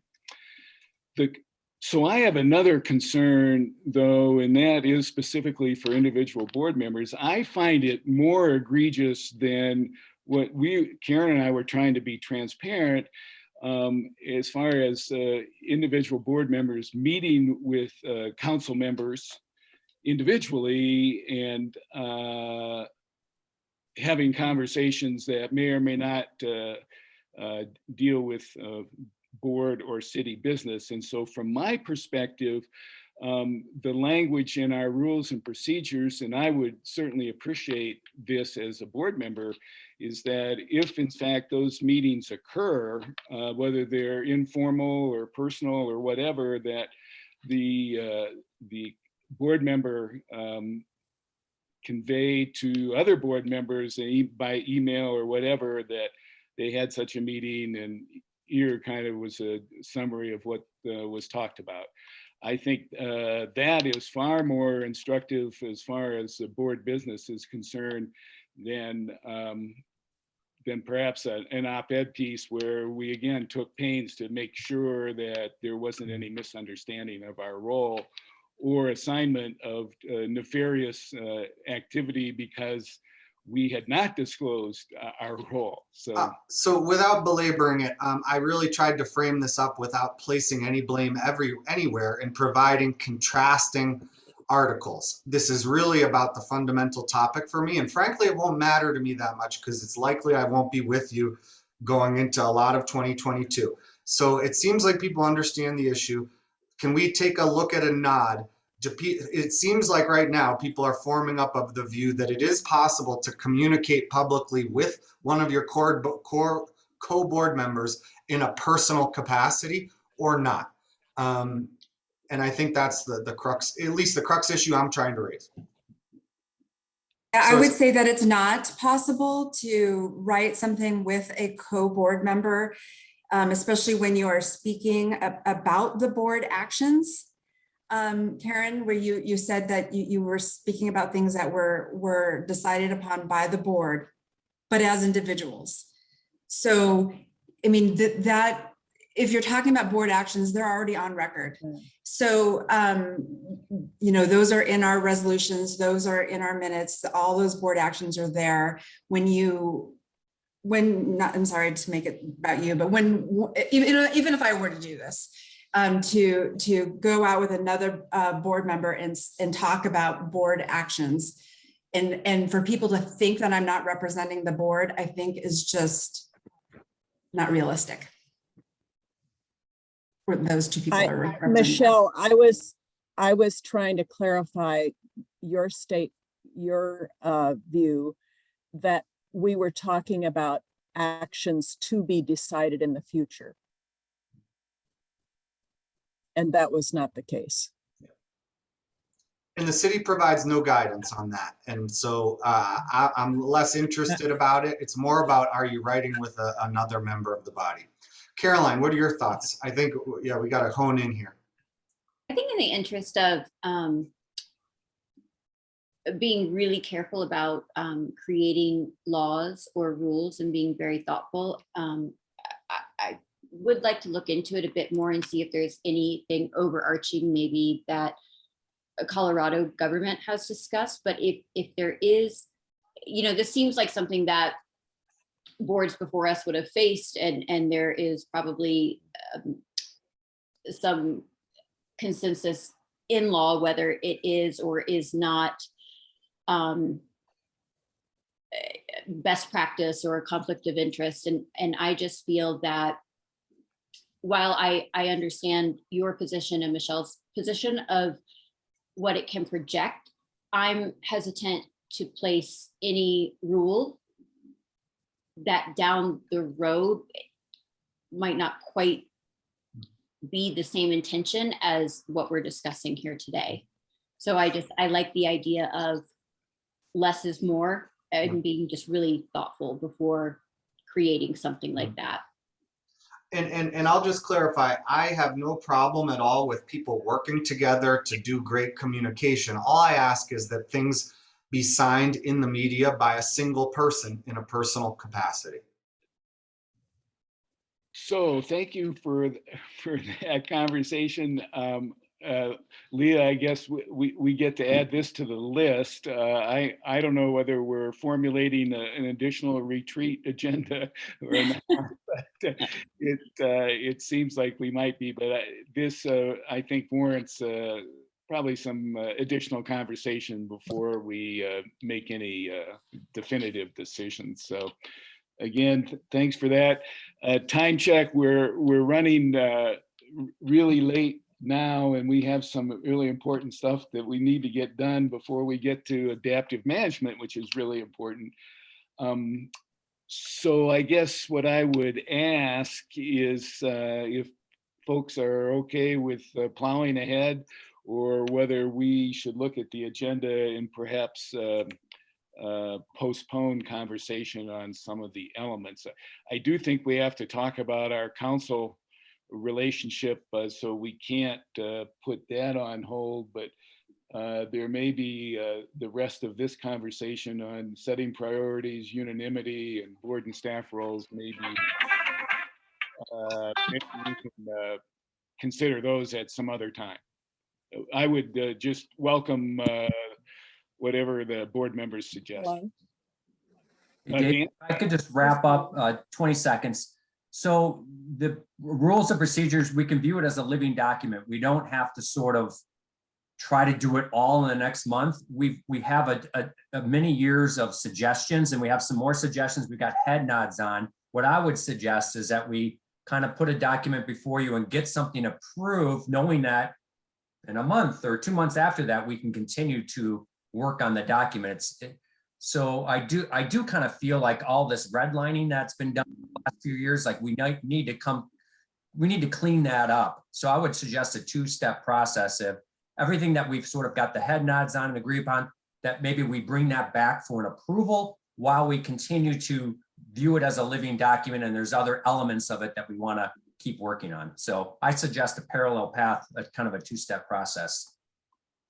Is an agreement amongst the board members to Dan's suggestion? Yeah, that sounds good. Get done what was done and continue what needs to be continued. Great. So let's do that in the interest of, With the assumption that we will actually pass something, right? yeah, we'll consider formally whatever Yeah. comes before us and take action, whatever that is. Yeah, I think the priority, especially with the his/her language and making it more inclusive is, important to do. Okay.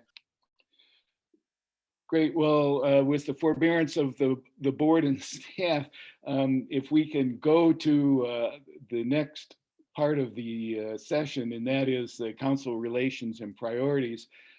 Caroline, I wanted you to maybe just briefly set the stage for our discussion, and then Hal will weigh in as far as leading the specific parts of it.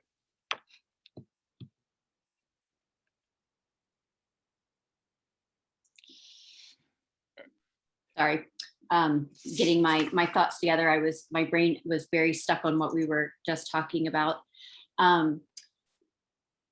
So I think it's important what we recommend to council, that we think thoughtfully about what they're asking us to recommend. I know that there was a lot of feedback from other boards regarding what council had asked last year, and I think that they heard that and decided to make some changes in regards to what they are asking from the board. But I think our recommendations, again, especially with kind of what we have in front of us over the next couple of years, is really important. And for me, after the last city council meeting that we have referenced a couple of times, I went back and really looked at the charter and realized that staff will come to us and ask for a recommendation to take to city council. But as a board, our body is also able to create a recommendation, independently, that we feel city council needs, and recognizing that and realizing that that might be really important for them, and understanding what their needs are better. So I guess we can discuss that and the board liaison and how we all feel about that. I felt like our recommendations was far broader when I revisited my interpretation of the charter than I think I originally viewed it during my first year on the board. So just making sure that we are appropriately using our full scope and capacity of what we're here to do for open space. Thank you. Hal, would you like to lead us down that primrose path?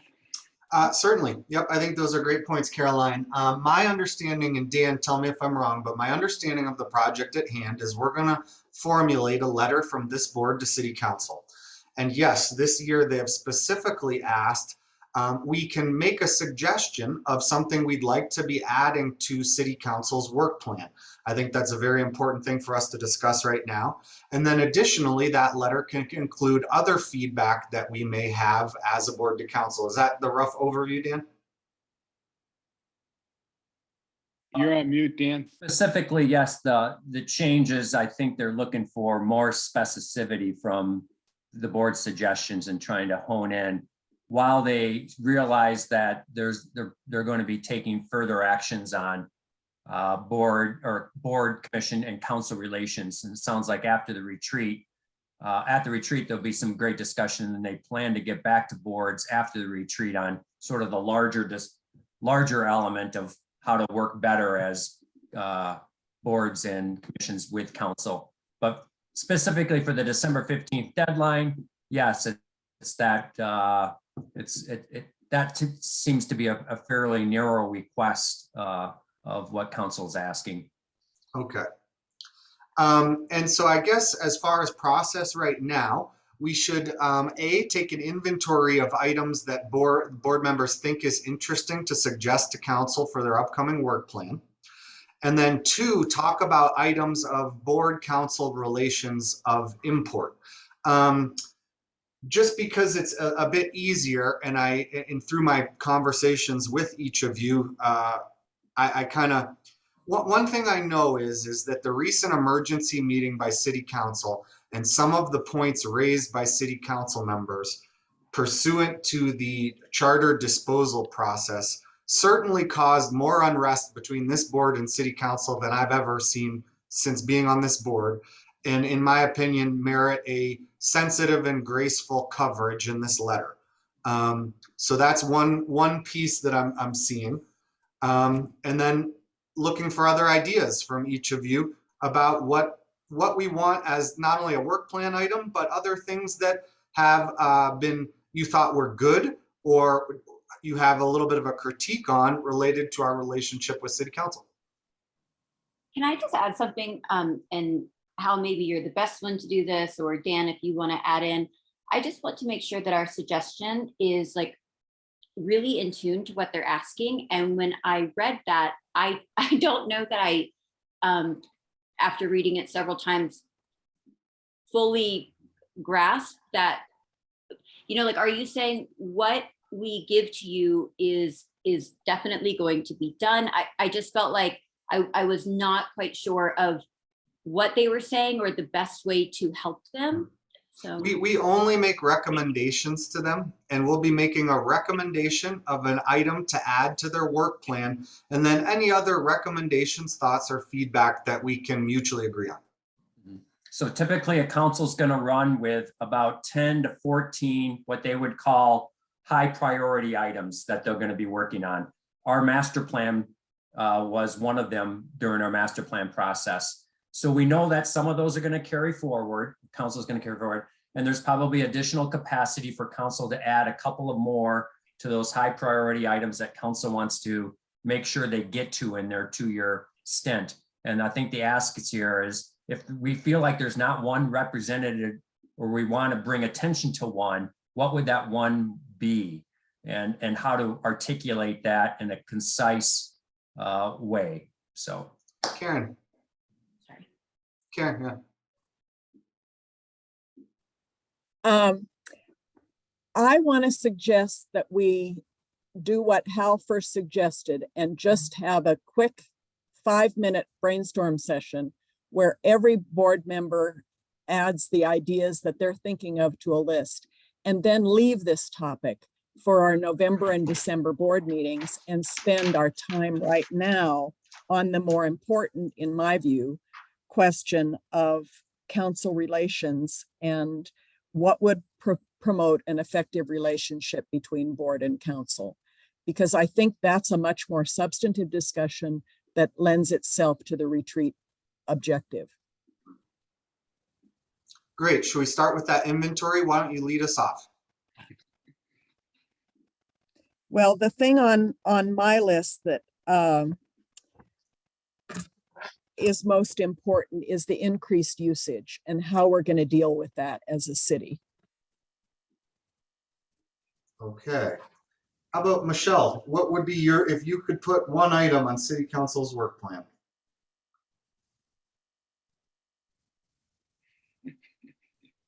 You're on mute there. Can you come back to me? Yes. How about you, Dave?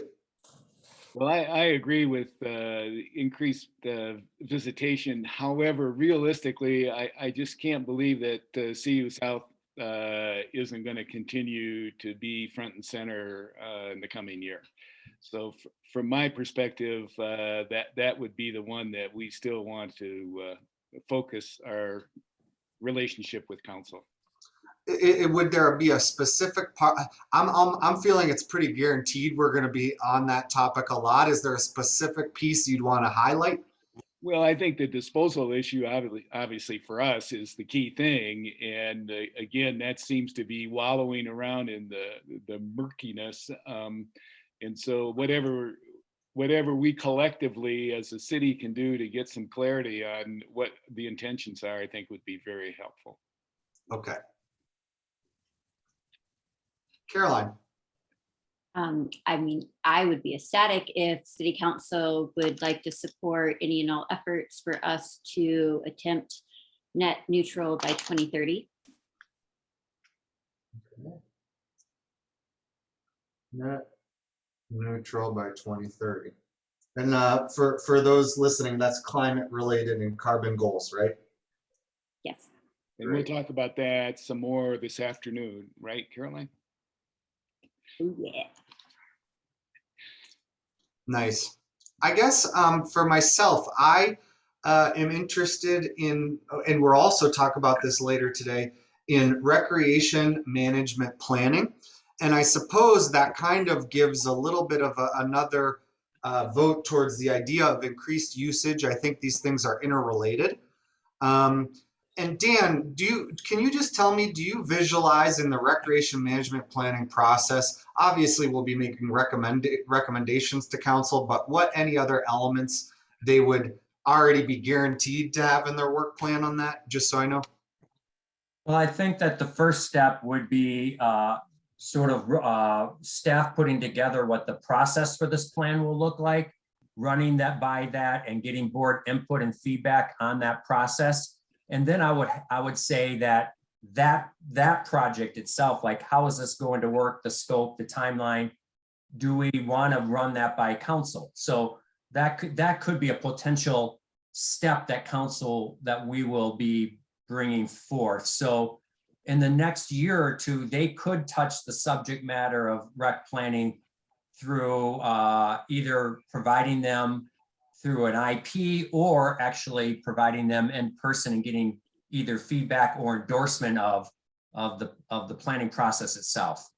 Okay, great, thank you. With the master plan, they provided, we went to them with the overall scope and kind of got their endorsement.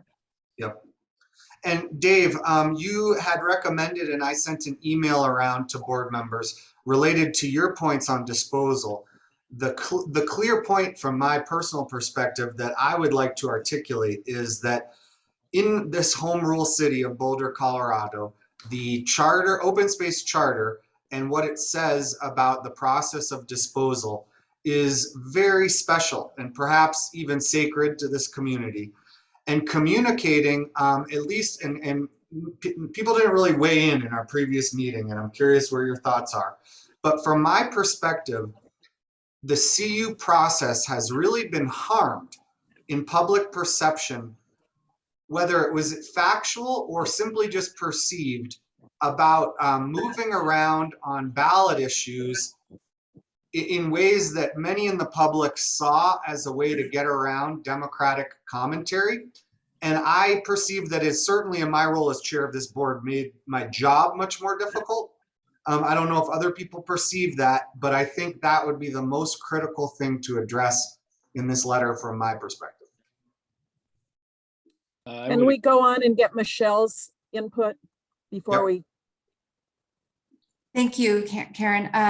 Yeah, so Dan, I heard you talk about like the work plan for the next year, but then you also said that you're really looking 2 years out because of the new council coming in and having a 2-year scope. So I don't know if we're focusing on calendar year 22 or 22 and 23. Typically, they'll ask for an annual Okay. on this, but I just know that typically the 2-year session, they'll run with their council priorities. Some might drop off and some might get added. So they do ask for that annual touch. Okay, thank you. And I do think that the CU, there's no way avoiding the CU South. And I know that climate change is already on their minds heavily. So I think sort of the new thing that I would ask them to consider is the update to the visitor master plan, possibly called the recreation management plan. So that would be a new thing to add to their list. Okay, that's really helpful. I am hearing there's actually 4 votes now related to the topic, some nexus of recreation, visitor master plan, and usage. So I think we've got some clear guidance. The question is, I think 3, not 4. no, you, Dave, Michelle, and myself. That's 4.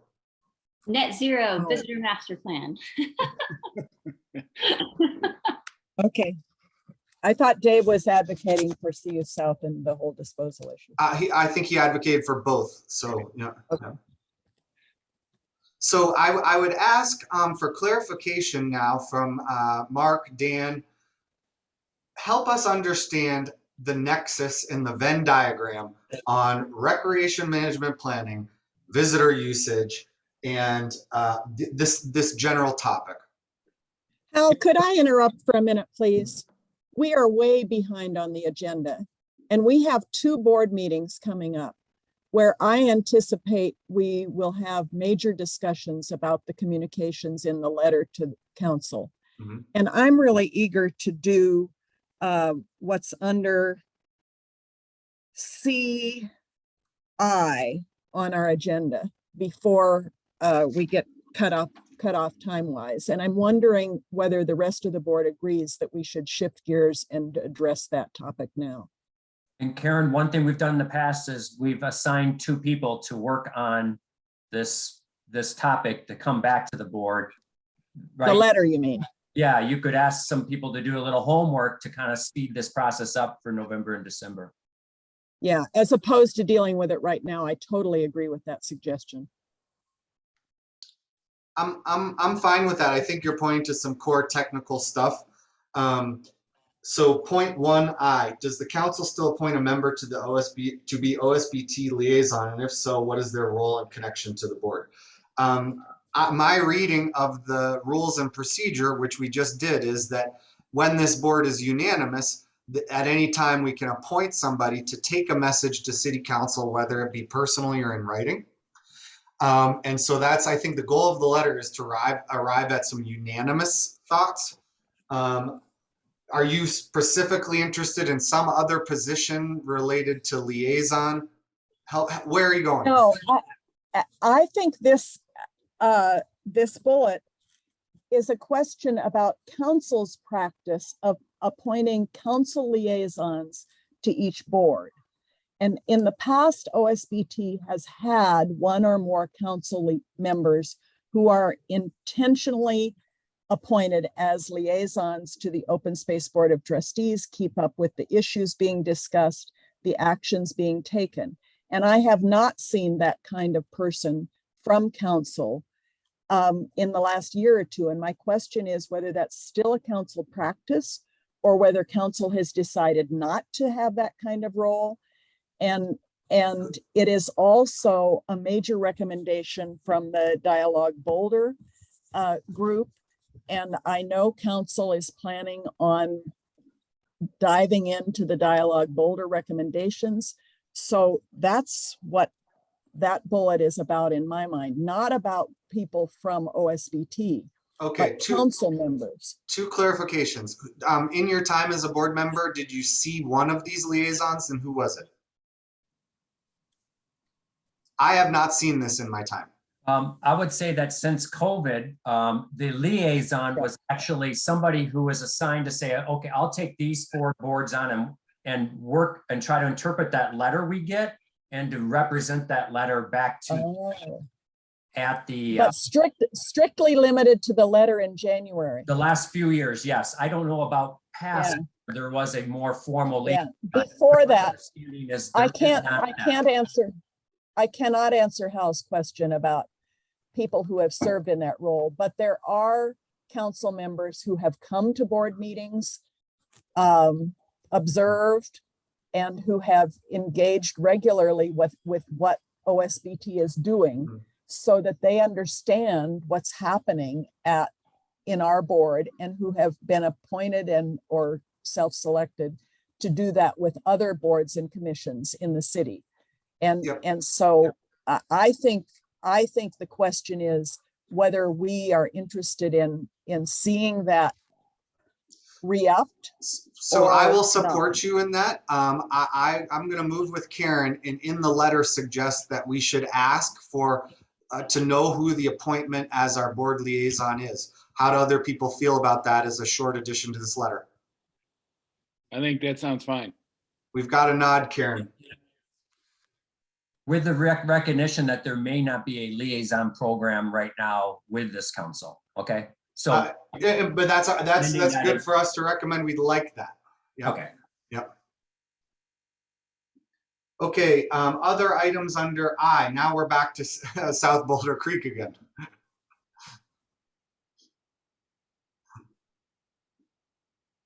Yeah, those were just suggestions. If people feel that we've already covered those adequately, if there's anything else, we should deal with that now. The thing that's helpful to me as probably taking a first shot at this letter is to come back again to Dan and Mark to give us the board an idea of you get the sense of what the board's interested in. You can call it visitor management, recreation planning, usage. Just give us an idea of the next 2 years, what's going on, so we're all clear. Thanks, Hal. I'd be happy to step in here, and we can talk about this a little bit more this afternoon, can't we? Yeah, that's what we're doing at 2, right? Do Yeah. you want to put this back at 2 and we'll just leave it as accepted that this is a core piece of our letter? I could say my three floor elevator speech though would be 22. The thing to emphasize would be the scoping, which would include staff, the public, the board, and as Dan mentioned, potentially council. And the example from the master plan was that led to the approval by council of a project management plan, for example. Now, I'm not saying we'll follow that exact route, but it gives a sense of it. So the thing to emphasize is the scoping.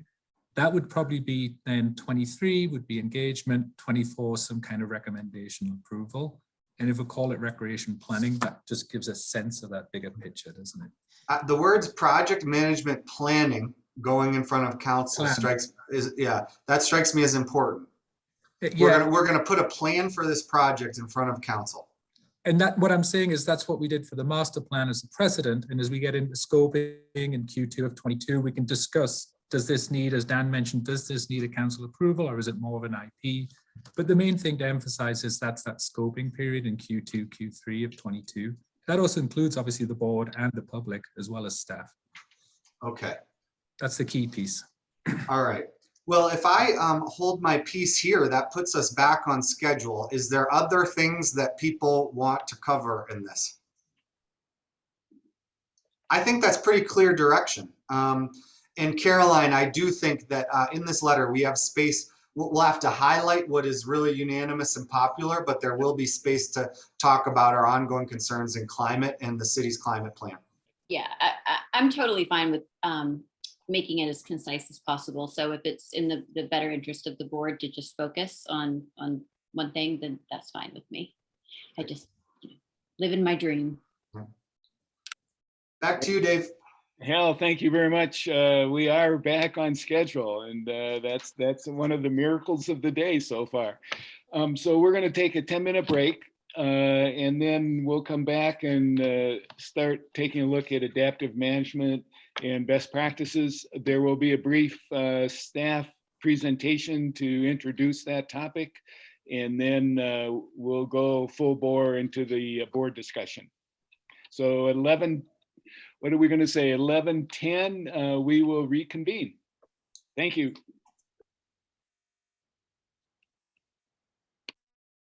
Management is and what we're thinking. Okay. I'll, as soon as Dan gets on, I'll let him know that.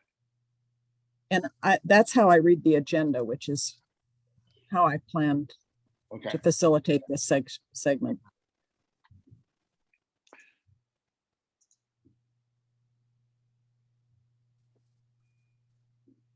Karen, did you have ideas that you wanted to touch on, or did you really I've just? got a plan. I've got a plan for this segment. Yeah. Well, so Dan, can you hear me? Yeah, I'm back. Karen would like to lay some initial groundwork and warm up for about 15 minutes before the staff presentation. So if you're okay with that, let's do that. Okay, yeah. Originally, how it was planned, we were sort of embedded 60 minutes into the discussion, which we felt we would be repeating Right. things, or which we could have added some clarity ahead of time. So I think a lot of our stuff is context setting, so much better up front in the discussion. John, and before we get started, I totally agree. John, you took me aback. You look like Hunter Thompson. I'm going, oh my God. Without the whiskey in your hand though, right? I stepped out in the sunshine for the break and my glasses turned dark. Yeah, well, I was going to say I did the same thing, and it was almost as refreshing as talking about a council liaison.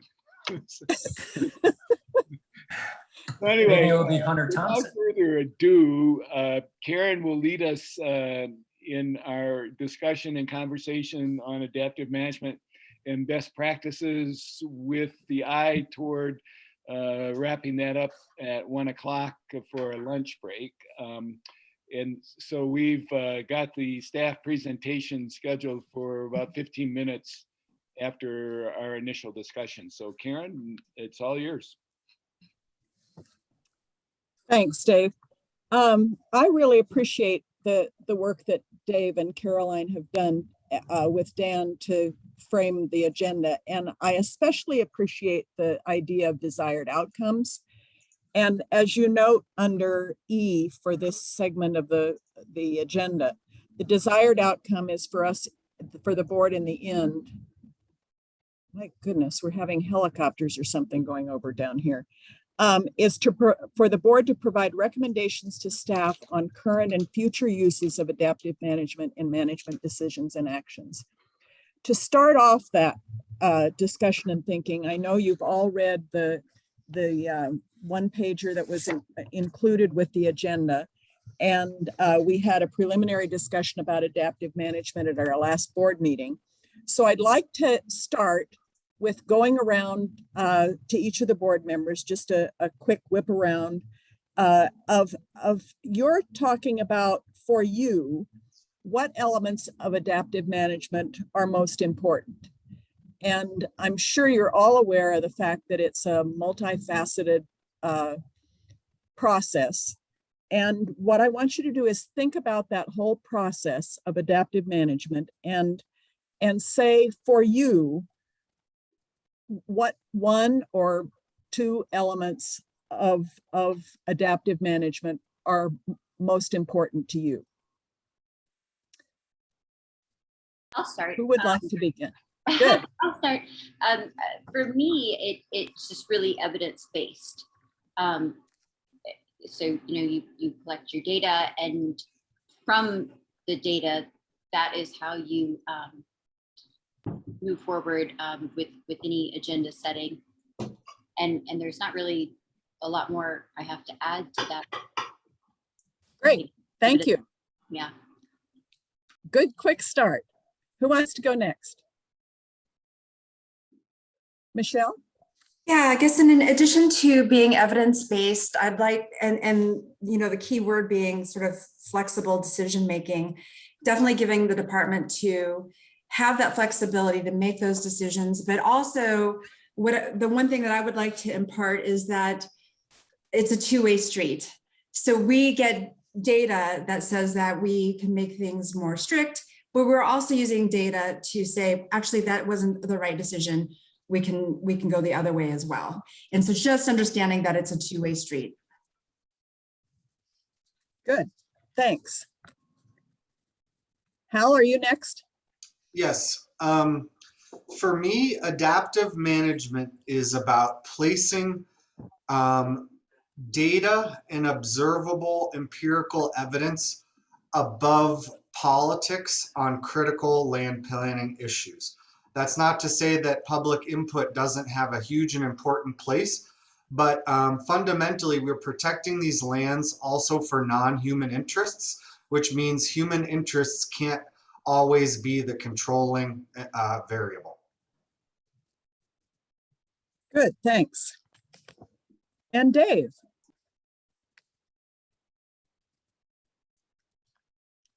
You're muted. That's probably good. For me, a key element of adaptive management is the monitoring and how that monitoring is designed and what the objectives of it are, and then the data-driven decisions that we've all kind of identified, using those results then to influence or make decisions in the field. And I think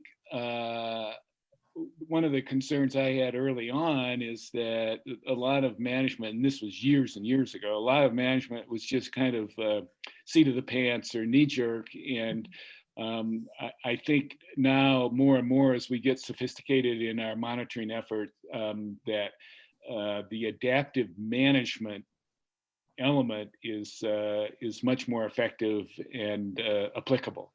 So monitoring is key. Thanks. And for me, I think for me, the most important point is the objectives are explicitly stated in the beginning so that decision options can be generated from the main objective as we start the adaptive management process. And I wouldn't disagree with anything that anybody's said about the importance of the evidence-based decision-making that's made on monitoring and as Michelle pointed out, the learning process, the two-way street of what you've learned from it, how you make decisions either different from or in addition to what's been made before. Okay, so with those initial perspectives and ideas of importance, I'd like to go right ahead, as Dan has suggested, to staff and hear staff's presentation. Okay, great. Thank you. And thank you for the opportunity to take a few minutes of your time on this subject. So what I was hearing from Dave and Caroline, who were hearing from some of you, that what would be of interest from hearing from the staff about is a couple of different things, is to provide some examples, some recent examples to the extent possible of how the department feels it's using the adaptive management wheel. And so I have charged some of our service area managers to develop some examples that comes to their mind of over the last few years of how we've employed the adaptive management process in our day-to-day decision makings. So we're going to do a couple of things. Is those service area managers will run through some examples, and we chose examples that would hit upon some subject matters that Dave and Carolyn felt were important for us to highlight, as well as the scope, because I think we all realize that there's some adaptive management processes that are really extensive on each portion of that wheel. And there's other ones that are a little bit lighter, in which we could put under the umbrella of an adaptive management framework, but yet it could be less robust than others. And so we're hoping to provide a couple of examples that is more intensive throughout the wheel, and an example or two that is maybe a less intensive on the full scope, in order to give you an idea of the scope. So with that, I'm going to turn it over to my trusted colleagues to give us a brief presentation. Great. Thanks, Dan. Leah, can you do a screen share, please? Okay. Thank you. Just want to get this set up on my screen better. There we go. Well, good morning, board members, and good morning, staff. Go ahead and hit the next slide, Leah. Mark Davison and I prepared these slides together to continue to set the adaptive management stage for you before we turn it over for the examples. What I'd like to do is give a brief review of how adaptive management is defined by a few different groups. Thanks to Karen for sending along the DOI Adaptive Management Technical Guide. We'll start here. This guide was published in 2009, so over 20 years ago. I'll read this inset for you. An adaptive approach involves exploring 20 years. That's not 20 years. Oh, I'm sorry. How many years is that? Who can do the math? 12? 12 years ago. Thank you. Adaptive approach involves exploring alternative ways to meet management objectives, predicting outcomes of alternatives based on the current state of knowledge, implementing one or more of these alternatives, monitoring to learn about the impacts of management actions, and then using the results to update knowledge and adjust management actions. As with all descriptions of adaptive management, the DOI includes a process diagram here, which we informally refer to as a wheel. The wheel breaks that definition then down into assess the problem, design, implement, monitor, evaluate, adjust. And then that final arrowhead says that this process would then repeat itself. So after a final adjustment, we would return to the top of the wheel to assess the problem. Next slide. Let's see if I can do the math here. 7 years later, the DOI, several of their agencies combined with other agencies from the US federal government to create the Interagency Visitor Use Management Council and publish the Visitor Use Management Framework. And the purpose of the VUMC is to provide a cohesive guidance for analyzing and managing visitor use on federally managed lands and water. And their wheel then is simplified in a way, includes just 4 steps. First, to build the foundation. Second, to define visitor use management direction. Third, identify management strategies. And fourth, to implement, monitor, evaluate, and adjust. So very complementary to what we just saw. But what I see in here, a critical difference, is that you've got a wheel nested inside the wheel. So inside step 4, what you see is the implement, monitor, evaluate, and adjust is considered a cycle in and of itself. The difference then is that you have this large scale of robust approach to adaptive management planning, which includes things like stakeholder engagement, community commitments, but then nested in that is the smaller scale operational version of adaptive management that's largely going to be driven by staff. But these 2 wheels share a bunch of critical ingredients. And one of the main ones, as we've already mentioned, to me is learning. Next slide. So in 2019, during our master plan process, staff were really committed to describing our approach to adaptive management and acknowledging that it applies to all charter purposes. Here you can see figure 4.2 and the inset reads, planning for all charter purposes should involve an adaptive management process that encourages responsive, information-driven land management practices. This type of approach is critical to meet short-term needs and still provide a long-term vision.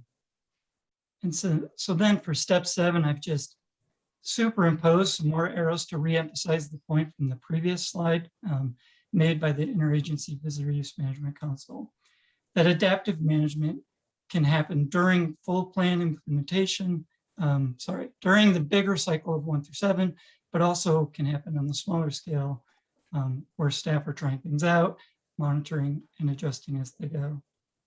Okay, next slide. So finally, during the Boulder Valley Comprehensive Plan, adaptive management is also discussed, although it's a bit more informally. It includes these 5 features, which are going to sound very familiar at this point: establishing objectives, monitoring resource conditions, assessing effectiveness, revising actions based on new information, learning from experience what works and what does not work. So a bunch of commonalities in there, using data to build a foundation, to set objectives, being data-driven in our decision-making, monitoring, and learning. Okay, one more slide. So the last point I want to make is about scalability, which is a theme that comes up every time we talk about this as staff, and a theme that I think you'll see in the examples we're about to present. And by scalability, I mean that each situation that we're faced with can call for different levels of formality or robustness or completeness of the wheel. There's probably a long list of criteria that we could use to define what kind of scale of adaptive management we want to bring. I've just listed a few here for conversation. One is uncertainty. As you read the literature about adaptive management, this is the key component. When you're dealing with a high degree of complexity, that's where you really need this approach to iterate on something and learn as you go. When you're dealing with something that's fairly well known and you're confident what's going to happen, a lighter touch adaptive management may be more appropriate. Related is the required degree of stakeholder engagement. Do you have a lot of different stakeholders at the table due to the complexity, due to the uncertainty, that you want to make sure you set that common ground of information, you build that foundation, you go through the process with the stakeholders to think about alternatives that everyone can agree to and explore those further through implementation. Third, related one is spatial scale. At the large and medium scales, that's where the high degrees of uncertainty and complexity come in. But when we get down to a smaller scale, like the scale of a property, you've got lower complexity, you have fewer stakeholders. So maybe you can deal with things through implementation without a large scale approach to adaptive management. And finally, of course, is cost, trade-offs, and effectiveness related to adaptive management. When members of USGS and other federal agencies are asked, do you get criticized about having too informal approach to adaptive management? They get 90-some% agreement among staff that yes, we hear that all the time. And then when we start looking at barriers, it's because adaptive management is very costly to pull off. It takes a long time. It takes a lot of involvement by a lot of different parties. So it's really difficult to successfully go through all 7 steps of the wheel, let alone then return to step 1 and continue iterating on the big wheel itself.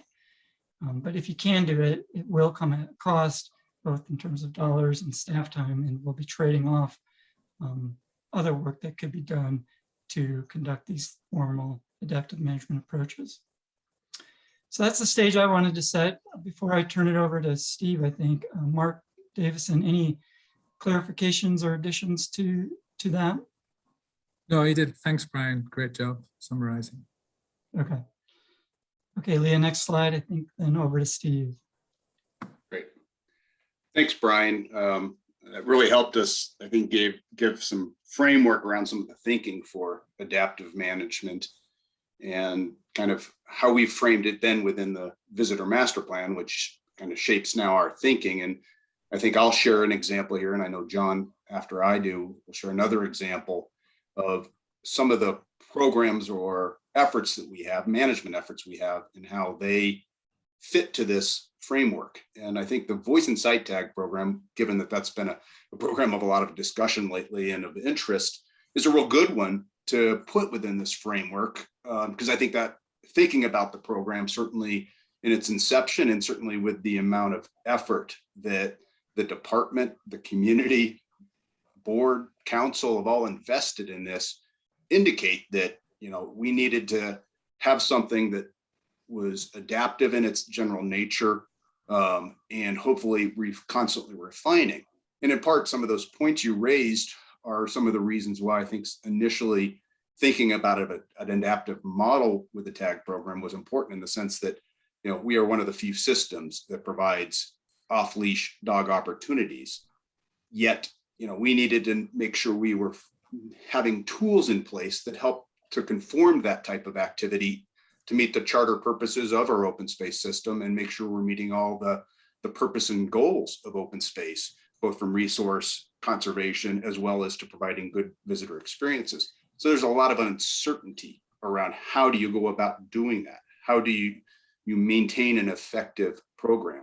There's questions about the scale, and certainly we look at the Voice and Sight, and it is a large scale program.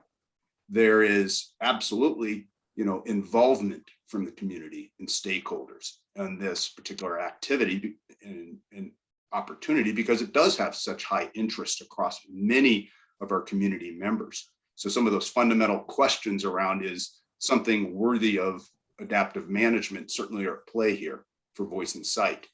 And this program is also fairly unique in the sense that we've actually, in a very general sense, gone through 2 cycles, or we've gone through a complete cycle. And more accurately, I think on the second cycle, we're probably in that step 7, where we're still in the adaptive, and we're trying to, again, next determine when do we kind of reset and talk about, again, where does the program go from here, from what we've learned through all of our past efforts. But with that kind of the 2 cycles, it does elaborate again how this program kind of fits in the adaptive framework. So within the initial inception of the program, we were kind of provided guidance to step into this management through direction that was provided in the visitor master plan.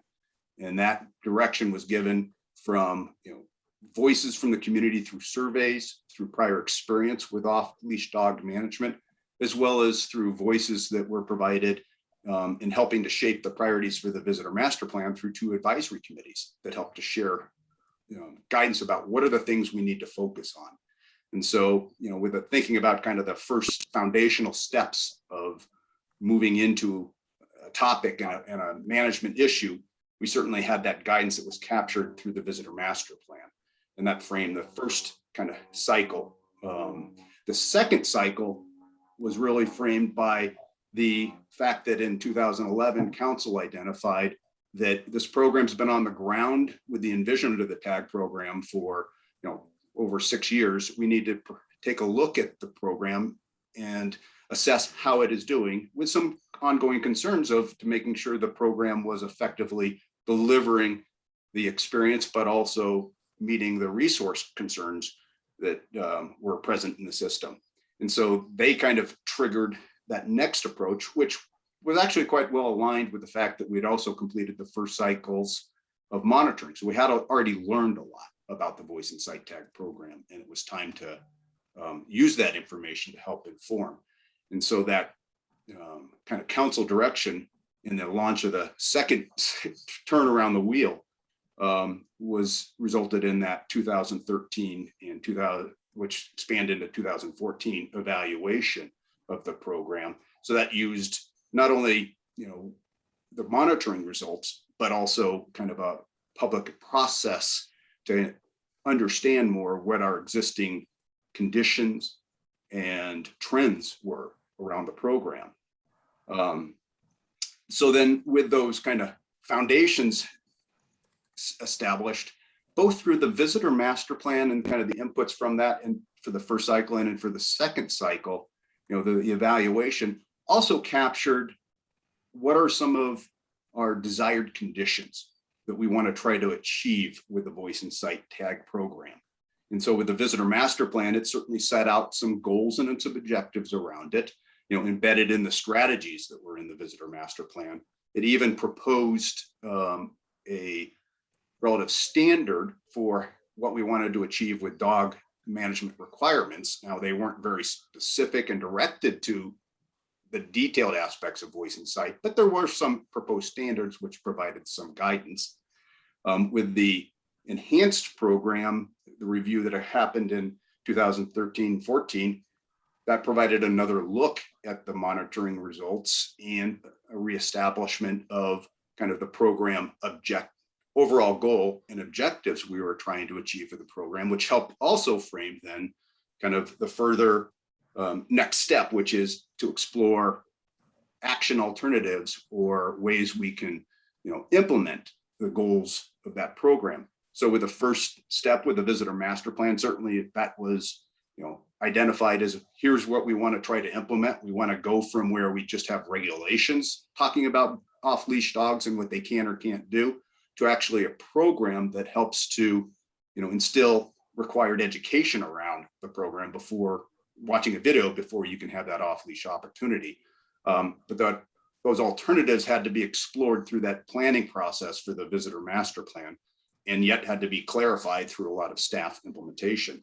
Similarly, with the second step around the wheel after the program evaluation, those alternatives were explored as part of that community discussion, evaluation with the board, conversation with council, and their final guidance of the 6 enhancements to the program that were really kind of the outcome of many ideas that were shared and whittled down as to, what are those changes we need to implement with a program.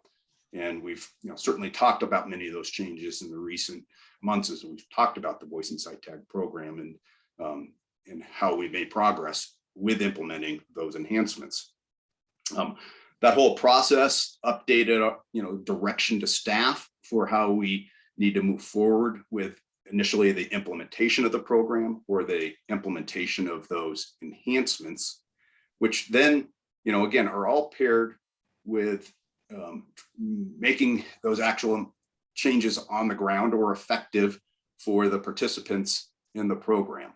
And so that's the initial implementation of the program, or again, the implementation of those different enhancements, whether they were the linking of the program to the license requirement, the annual renewals, the requirement of an education class on for everybody who enters, and then a renewal on an annual basis. So, all the very specific kind of actions that were required to move forward the initial envisionment of the TAG program, as well as that enhancements. And what was, I think an important piece of the whole implementation of Voice and Sight in both cycles is a tight connection with monitoring. And so, and in fact, even with the monitoring, we learned after the first round of implementing monitoring that we probably had learned a lot and enough that we needed to make sure we had improvements in our monitoring. So the monitoring provided us even better information around what might be informed or what may help inform kind of where the status of the program and understanding where the different behaviors around individuals participating in the program and compliance factors around the program were, so we could, again, continue to make refinements. And so that monitoring cycle that we employed in the second time actually included an adaptive cycle in and of itself, which included community engagement and seeking guidance from board as well about what in fact we were monitoring and how we were going about that monitoring. So in both cycles, things were implemented. We had it tied in with careful monitoring, which while we're in the process of doing monitoring, we're also in the process of implementing many of the actions. And as Brian mentioned, this is kind of that step 7 of the adaptive management process, which is really an iterative process where staff on an operational sense is working within the policy guidance that was established through the planning processes or through the evaluations and making adjustments in what information we're seeing, where we're doing, trying certain aspects of, will certain signs be more effective? Will certain approaches to communicating out to the community be more effective? We've certainly learned a lot about how to, and have moved and changed with times about how to employ online services to get people to access the Voice and Sight Tag program. And we've learned some things that sometimes resulted in dead ends with the initial implementation of the Voice and Sight Tag program. We were probably pushing the technology at the time, but we wanted to try to see if we could collect better information about the ranger encounters with visitors in our system that related to dog management. So we explored the opportunity for data collection by rangers in the field to see if that could be paired with the observational monitoring we did. We did end up realizing that what we were trying to do was just not compatible at the time with available technologies. So it was something we couldn't end up continuing to collect what ideally information we wanted to provide. So that's an example where you try to implement something to help improve the information collection and the information gathering around a management, but in fact, there become barriers that prevent that. Similarly, where we've been in the last 4 to 5 years in implementing the enhancements, we've certainly done revisions in terms of how we provide the service providers for the online registration system. We've updated the board considerably about that in terms of the transition to new service provider and some challenges that have been faced with that, but hopefully also now probably a higher level of service delivery on that end. We talked just at the last board meeting about approaches to signage to help focus on areas where we know compliance could be bolstered around our seasonal leash requirements in the fall for bears, and how we are using emails out to the program participants to gain greater awareness on specific issues. So a lot of kind of iterative management actions were taken. And so, with the first cycle, we got that opportunity to have council provide guidance to start a whole nother process around the wheel. I think where we are now within the second cycle is in that step 7, where we're still implementing and we're still making adjustments. And we're, I think, now just determining, and that'll be a conversation that'll be down the path here with board, with council about, does the guidance and foundation for the Voice and Sight Tag program need to be included as part of the scoping process for a rec management planning processes, and kind of where does that align with that, or will that be kind of a process that follows subsequent to the recreation planning process? So those are some things yet to be determined, but without doubt, I think at some point we will get back to that step 1 to kind of reassess the foundation and continue with the management process. While I think this is a really robust example of adaptive management, in saying that it's not without constraints and holes, and so that it's not a perfect application of it. I think we face some of those challenges, and we can certainly talk about them. But I think, while we've had robust monitoring, and I think we've got good goals and objectives, sometimes making sure the standards that were proposed in the visitor master plan and the range of management actions that could be tied to them was an area that it's difficult to get always clarity and clear agreement at all levels of investment within a adaptive management in the same place and with an alignment. And so that's a place where certainly I think we had good intentions, but we didn't fulfill necessarily the linking of all the monitoring, the standards with management actions, and that's just a hard place to get. But when you think about 15 years of working towards a program, I think the Voice and Sight presents a real, detailed picture of how you can apply the adaptive management framework. So I know we'll come back later for questions, but I'll let this example kind of stand where that is at here, and then we'll shift over to John to give you another example.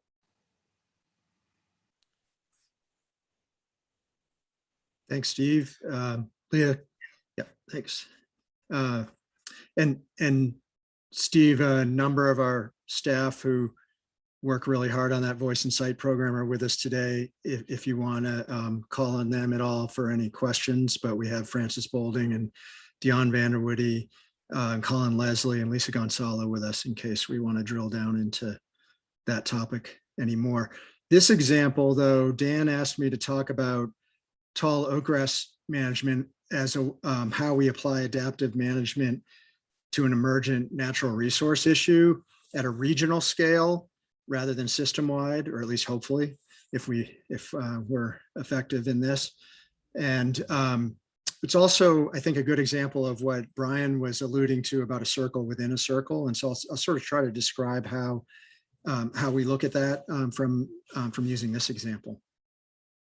And I want to just call out, I'll be talking about a lot of work that Chris Warner and Lori Dieter initially put together on this, but now Kelly Ewing and Nick Bankston, and then with a lot of support from staff across the system, but Andy Pelster, Ryan Middleton, Lynn Riedel, and Ann Lesberg all contributed to this work and this whole adaptive management approach for tall oakgrass, which I think has been pretty effective so far. So if you look at this circle and you start at number 1 at the top, And that really, the guidance that the staff have from OSBT and also council is in the form of the forest plan, which was completed in 1998, and the grassland plan, which was completed in 2009. I would quiz the board, but and Dave probably knows this very well, but there's not a single mention of tall oak grass in either of those plans. Tall oak grass was not on the topics of conversation for either the forest plan or the grassland plan. However, the board and council gave plenty of good policy direction for addressing invasive non-native species that threaten native prairie and also forest communities. So I think we recognized at the time when those plans were approved that new species are going to appear on the landscape and that they will need to be addressed without taking the time to go back for further plan updates and policy guidance beyond the fact that we know we want to control these species that threaten native communities. So within the grassland plan, there was established an ongoing monitoring program referred to as rapid assessment mapping, or RAM protocol, which is what our staff use routinely year after year to monitor invasive species. The establishment of that and these plans really completed the sort of the deliberative phase of adaptive management for this issue, which then moved us into this iterative phase, which I will pick up on the wheel and talk about where we're at as we iterate with that policy guidance that you gave us. So looking at the second circle on the wheel, monitoring revealed a significant emergent threat by really 2014, 2015, with this aggressive cool season bunchgrass that was rapidly spreading in Bear Canyon at a rate of 7 to 10% per year. So it really became a significant problem that our staff wanted to address through adaptive management. So we hired a consultant to undertake an ecological impact study that was completed in 2018. This study identified immediate control of tall oak grass as a desired condition and explored alternative methods. So sort of the third circle and the fourth circle here, including modeling of the potential spread. What could happen if we don't do anything, if we just wait for the next grassland plan update. That's sort of pictured in the image on the screen there. And it also included an ecological analysis of control methods, including various herbicide treatments, weed whipping, mowing, prescribed fire, and spring cattle browsing. And that study supported staff as well in a cost comparison of all those different methods of control. So then moving into number 5 circle on the wheel, we developed a tall oak grass implementation approach at the staff level that we did get feedback from the community on because we knew it was potentially controversial. And we also informed the board and council about this. This approach identified containment zones across the landscape, so early detection, eradication, and containment, and strategies for control in each of these areas. We piloted cattle as a management strategy as early as 2014 in terms of a pilot, which is sort of the 6th wheel on the circle. And that was through a small enclosure that we set up in Bear Canyon. That worked so well that, as you know, we've been increasing the fenced areas to now cover over 500 acres of the containment zone. The rapid assessment mapping continues as part of our ongoing operations, as does targeted monitoring for browsing effectiveness and for overall shifts in native versus non-native composition. We will keep adjusting cattle numbers and timing of their presence and rotation around the zone as we continue to implement in wheels 6 and 7, implement and monitor as we go. And we'll likely reevaluate in the latter part of the decade, depending on how effective this adaptive management approach has been, and we'll incorporate into any revisions of the forest and grassland plan if and when we need additional policy guidance around this topic. So that's sort of a summary of the tall oak grass as an adaptive management approach that the staff use. We have additional examples that we're happy to step through just like this, including the prairie dog preferred alternative. We have a slide on the Red Rocks Trail project. We have one on cliff nesting raptor closures, the Flagstaff night parking regulations, and the New Zealand mud snail control, all of which we can kind of show how it fits into this cycle of adaptive management. But I'm going to pause here and see how the group would like to proceed. Would you like us to go in depth on several other examples, or do we have enough to talk about at this point that you would like to dive in and have a conversation? I think since we're about almost halfway through our time allocated for this agenda item, I think my suggestion as the facilitator of this part would be not to spend more than half of our time getting this preliminary information, to allow the board discussion, which I think is the best use of the time in the retreat. But I appreciate your description of this, and I'm very happy that you mentioned some of those other ways in which you're using adaptive management for other issues and other species. Is there agreement on the board to actually turn back to the agenda and pursue the discussion rather than further staff presentation? Yeah, that sounds good to me, Karen. I wanted to get a sense for how the next part of the discussion would go.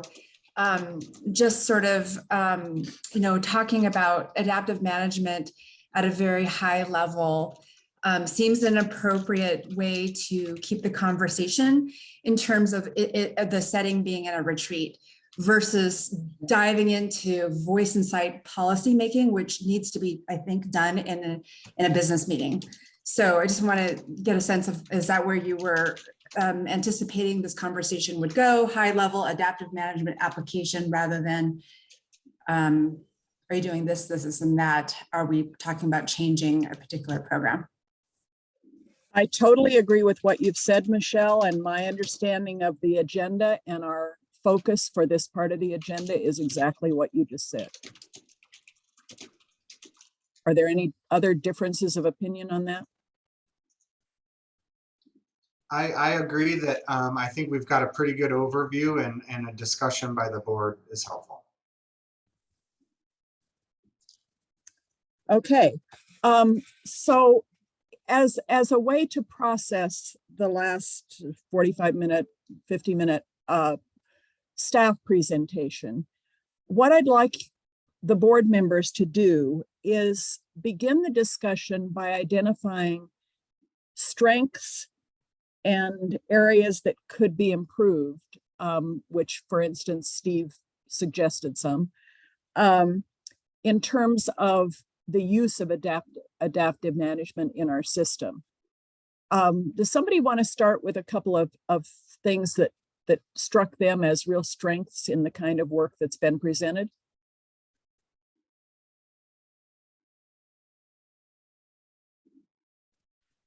Caroline? Yeah, thank you. I think the collaboration and feedback and community discussion is super helpful, and I think that engagement will never steer anyone wrong.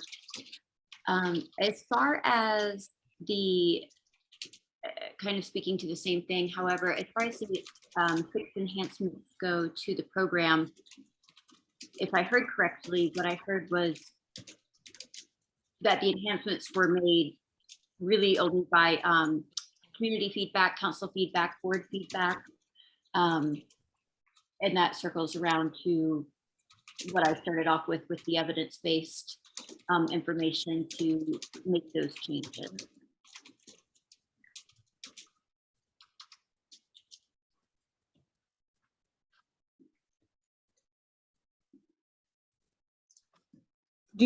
Can I ask you to just clarify what you said in terms of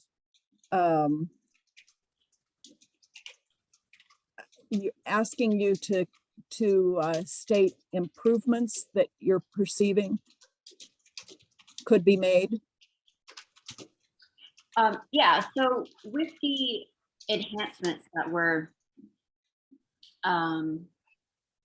rolled out, I guess, I think that my suggestion for improvement would be to expand on the resources to which you create those enhancements.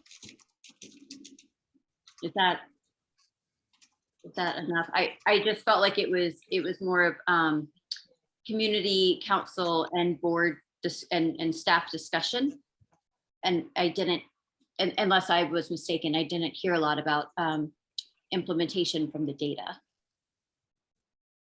But if I'm wrong, correct me, please.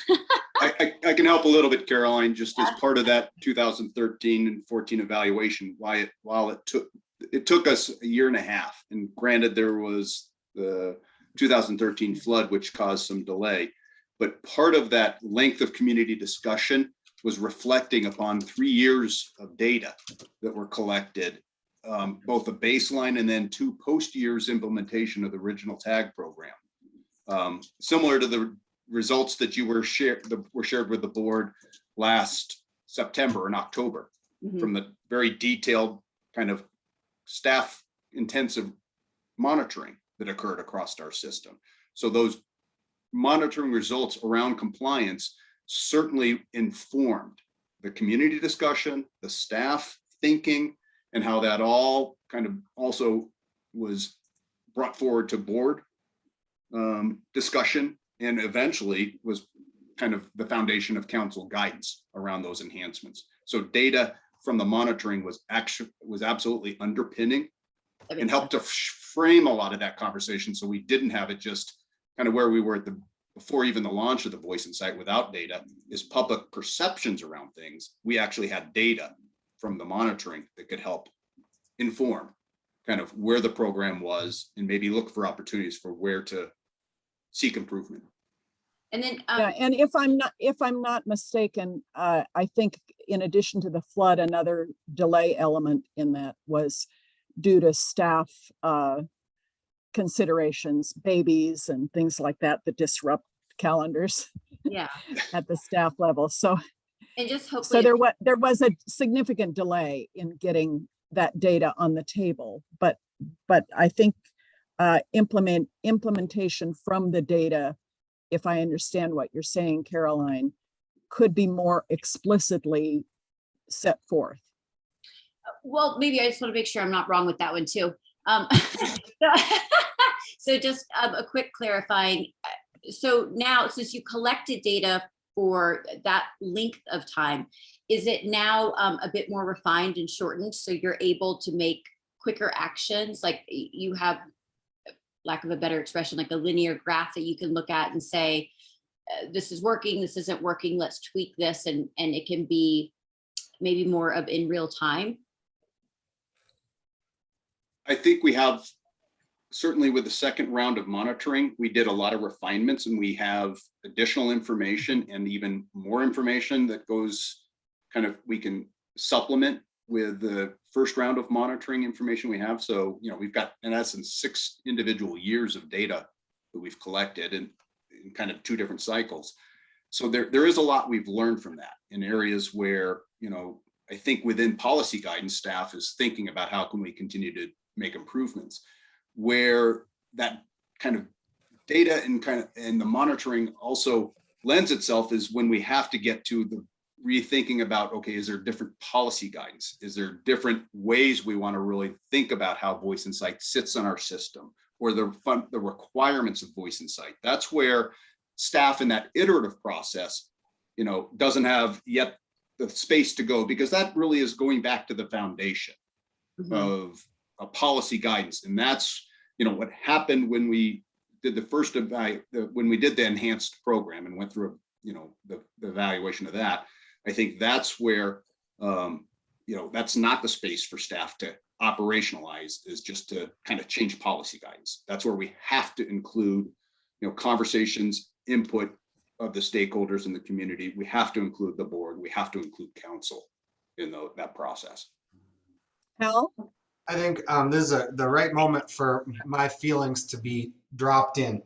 I think there's a great practical understanding of adaptive management, how it functions and how it goes.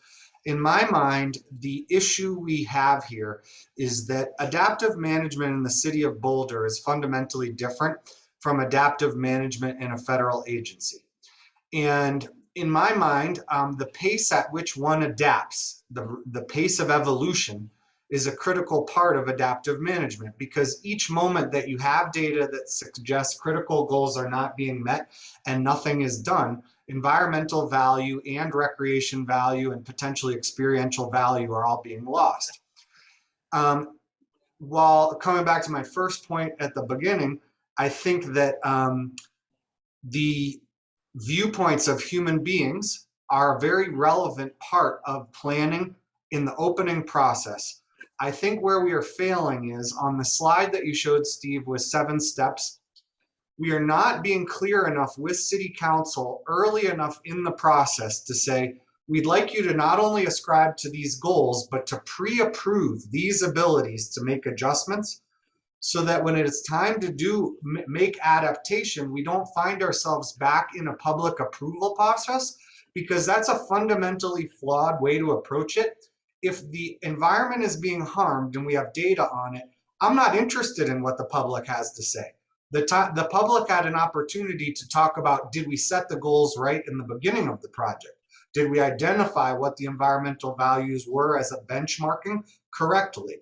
Once that's gone, it's actually no longer interesting what is going on politically. The only thing that is interesting is, what is the data allowing us to do to protect the actual value of our assets, which are fundamentally non-human, and to allow human interest to constantly be an overlay on that derails any meaningful protection of the environmental resource. Okay. Other board members in response to Hal's? Dave? So Hal, I certainly agree with that, but I'm going to take a little different perspective where there isn't really necessarily a human component, but my concerns are similarly significant. And that is in our native grassland management, where the Open Space Mountain Parks Department has the longest monitoring study going on as far as tallgrass is concerned. And my concern again is implementation of results. And I'm greatly concerned that there's the degradation of the ecological quality of, especially of our tallgrass areas, but all of our native prairies is diminishing, are going down. And I think, kind of the management implementation of the results resulting in management actions are critical to not have that happen and hopefully reverse the trend in a number of areas. Complicating that whole approach, use of prescribed fire, for example, is now with the whole wildfire situation and air pollution concerns. And so we are definitely facing restrictions and management limitations that perhaps we didn't encounter earlier on.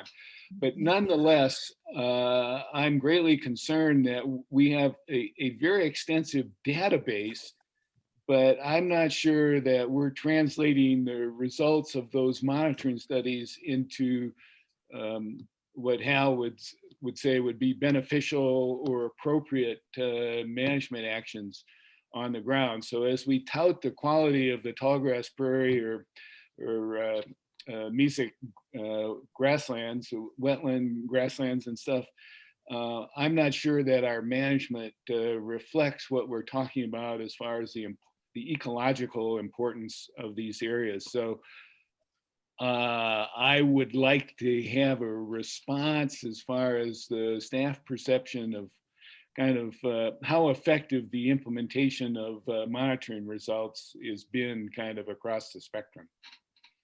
The next step after the monitoring, right? Right. John, do you want to take that on? Well, sure, I'll try. And Dave, I guess I would have to understand from you what data you're looking at to suggest that our protected tallgrass areas are declining. Not sure that staff would agree with that. I'm not sure that we have evidence of that. I think they are fairly well protected at this point. However, if you have data or evidence or information that you'd like to share with staff, I'd love to see that. It's my lion eyes, John. What's that? It's my lion eyes. Yeah, and that is sort of an issue on both this example as well as the voice and sight, where a lot of our monitoring is showing that we have very high compliance overall, and that we don't have a major problem that's impacting the environment. So, that's I think where some of this adaptive management stuff gets a little tricky and a little bit difficult, because some of us have sort of conceptions about what we think the world should be, and it might not necessarily line up exactly with what the data is showing us, or we end up cherry picking data or looking at things and saying, hey, we really want to see this strategy enacted, but our evidence for implementing that may be, there may be less certain ground to stand on in order to make that sort of a policy change. And I just suggest that respectfully, that is something that we need to grapple with when we're talking about this issue. That seems like a fair observation, John, but I do just want to ask, I believe in terms of voice and sight, we do have pretty clear data about compliance and also volatility and monitoring, and the fact that the cost recovery doesn't include any element of enforcement. Those are all facts, are they not? Yeah, and go ahead, John.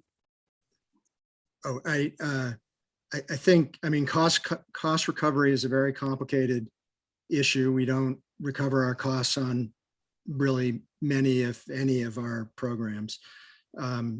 In terms of, I think what the data that staff has presented to the board showed that we have, an area that we want to look into and work on in the seasonal leash requirements, but otherwise in the rest of the monitoring, we're seeing pretty high compliance from using the approach that we've used for monitoring.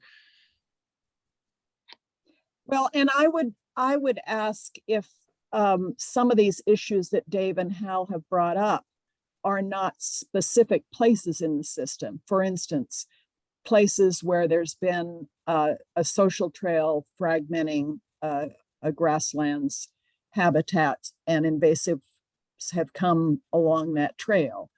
And that wouldn't show up in data for the entire grasslands. So, and similarly, as you pointed out, John, the 50-some% compliance for the voice and sight program in places where there are bears and canyons seasonally. So I think one of the issues might be the scale of both the area of compliance and non-compliance within the system in terms of specific geographic area, as you have shown with tall oak grass. That was a very specific area. And the public input and all the processes dealt with a very specific neighborhood and part of the city.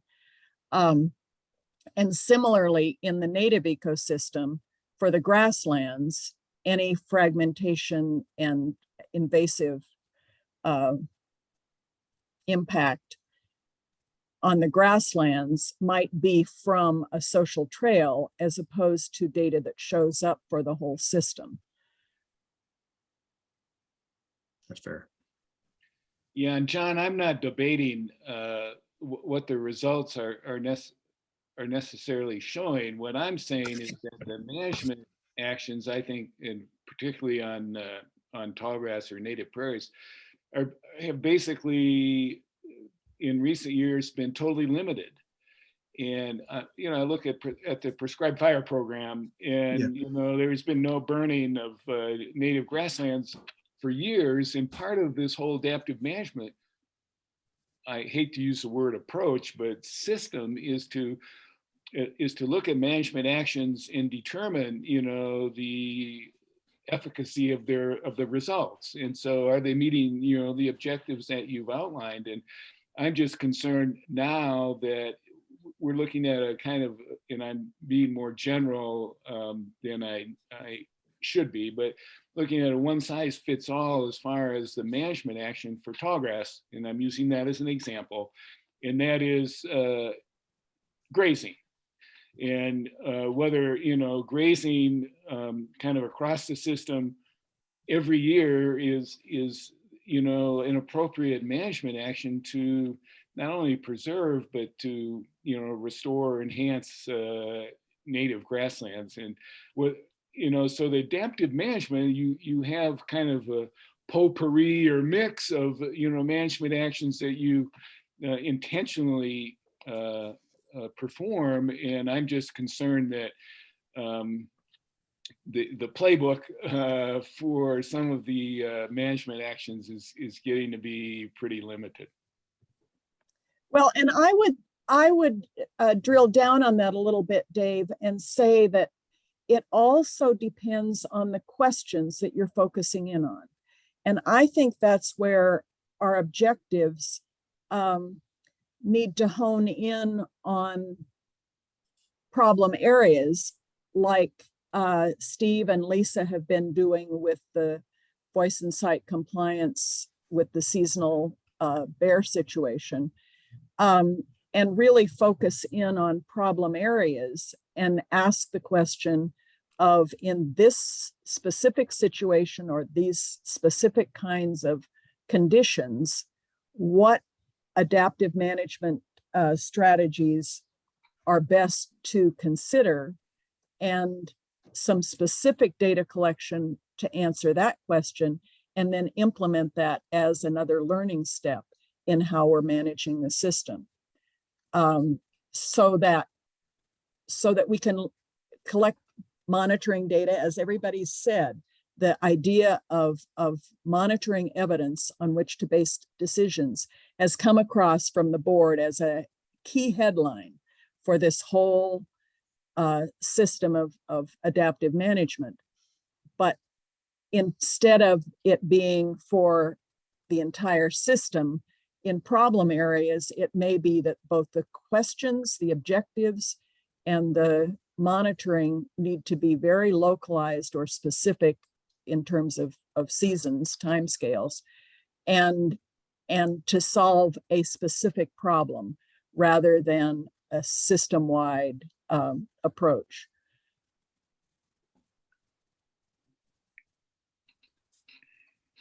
And that would also limit the cost of the monitoring, you know, being very focused and specific.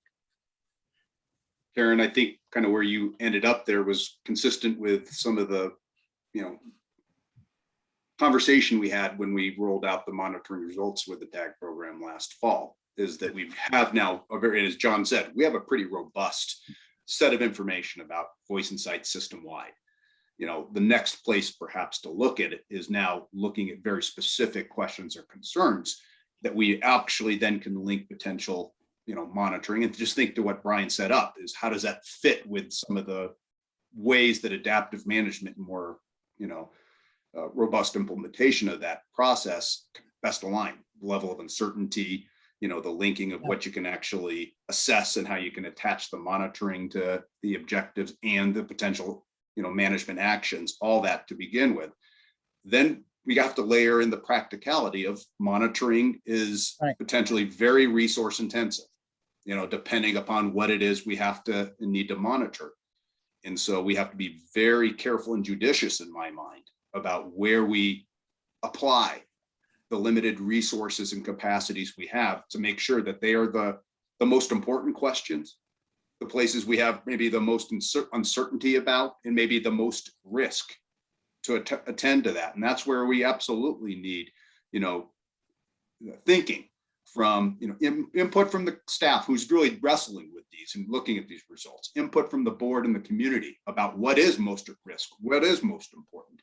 And then that's certainly a place that can be of help. We have to keep in mind that we cannot do it for all the management questions. And a lot of times some, observational or other ways of implementing adaptive management on a little lighter level is also relevant and important. We may not be able to apply solid evidence based on everything we do because we manage so many complex issues. And I think that's why John's tall grass example is important, because it's a very specific location where there is a considerable issue that has large resource concerns. And so there's been some focused monitoring, some focused implementation, and the adaptive management cycle has been evidenced and announced publicly in terms of what was going to happen based on the data and why. I think it's less clear, Steve, from the voice and sight signage issue about what kind of monitoring evidence will be collected to indicate the results of putting up signs. Hal, you've brought up in the past some suggestions about how to pay for the monitoring. And I don't know whether that's what you want to talk about, but the floor is yours. I just had, a quick comment and a question. One is that in the context of some of these things being cost recovery frameworks that have been authorized, anytime we are collecting fees, we've admitted that there's an impact from a given activity that we know has costs. And so therefore, it's my view that consistent annual monitoring needs to be maintained and that's built into the cost structure. In that case, I think it overcomes the difficulty of limited resources. The whole intent of the cost recovery authorization was to provide earmarked resources specifically for that purpose. I know that doesn't apply to all cases, but I think it's a good one here. And then the other question I would ask, just Steve, as a question, sometimes as you try and read the motivations, in a large group setting, I sometimes wonder, is it staff's concern about all the time and effort that is required to go back through council and these other processes that are causing the desire to make the changes be low? In which case, I think that can be a little bit, addressed by a better planning process when we first go to council. I'm trying to understand the hesitancy about doing it. Is it about the work lift that is involved in what you perceive as the necessary process, or is it hesitancy about the core suggestions of the data? And I would like to ask a corollary question that builds on that question, Hal, which is the staff's view of stating in terms of the initial objective, the desired outcome and the management implications based on the data that's being collected. Because as someone said earlier, if that's stated in the beginning and the discussion is around that in the initial stages, then once the data is presented, it's pretty clear what the next step's going to be. I'll take a stab in and open for other input too, John. You know, you can certainly help out, it seems like. So in a couple of places, how to start with what you were saying is I think the reality is, if you think back to adaptive management, and the stakeholder is a key piece, that is, I think, somewhat in reality for us a little bit more complicated because, you know, different from the federal model where they may have, and then you kind of recognize this, it's not a municipal government model, that you may have an administrator that can say, this is kind of what we're trying to achieve and how we want to achieve it, or validate kind of the goals and then those objectives. We have actually much more of a, if we want to think about it, a democratic process where council fundamentally is providing that. Can I jump in? I think you're exactly right, but would you agree with me that the problem is we built a repetitive loop when we could have gotten the disclosure up front in the initial project that would allow us to be actually evolving in real time? I think that's an area where, yes, we need to think about how to better, you know, build that in to our processes. Absolutely. And I think that's one of the things we'll probably end up wrestling a little bit with, you know, future planning processes for that exact, we can't spend that process, but we still have to be very inclusive, again, of the diverse interests that are at stake. So yes, I do agree with you. And yes, that's why, you know, staff, when we start talking at the policy level, staff has to create the space in our planning and in our work planning and the resources we provide, because that is a pretty intensive, you know, process. Oh, I agree. It's hugely expensive in staff time.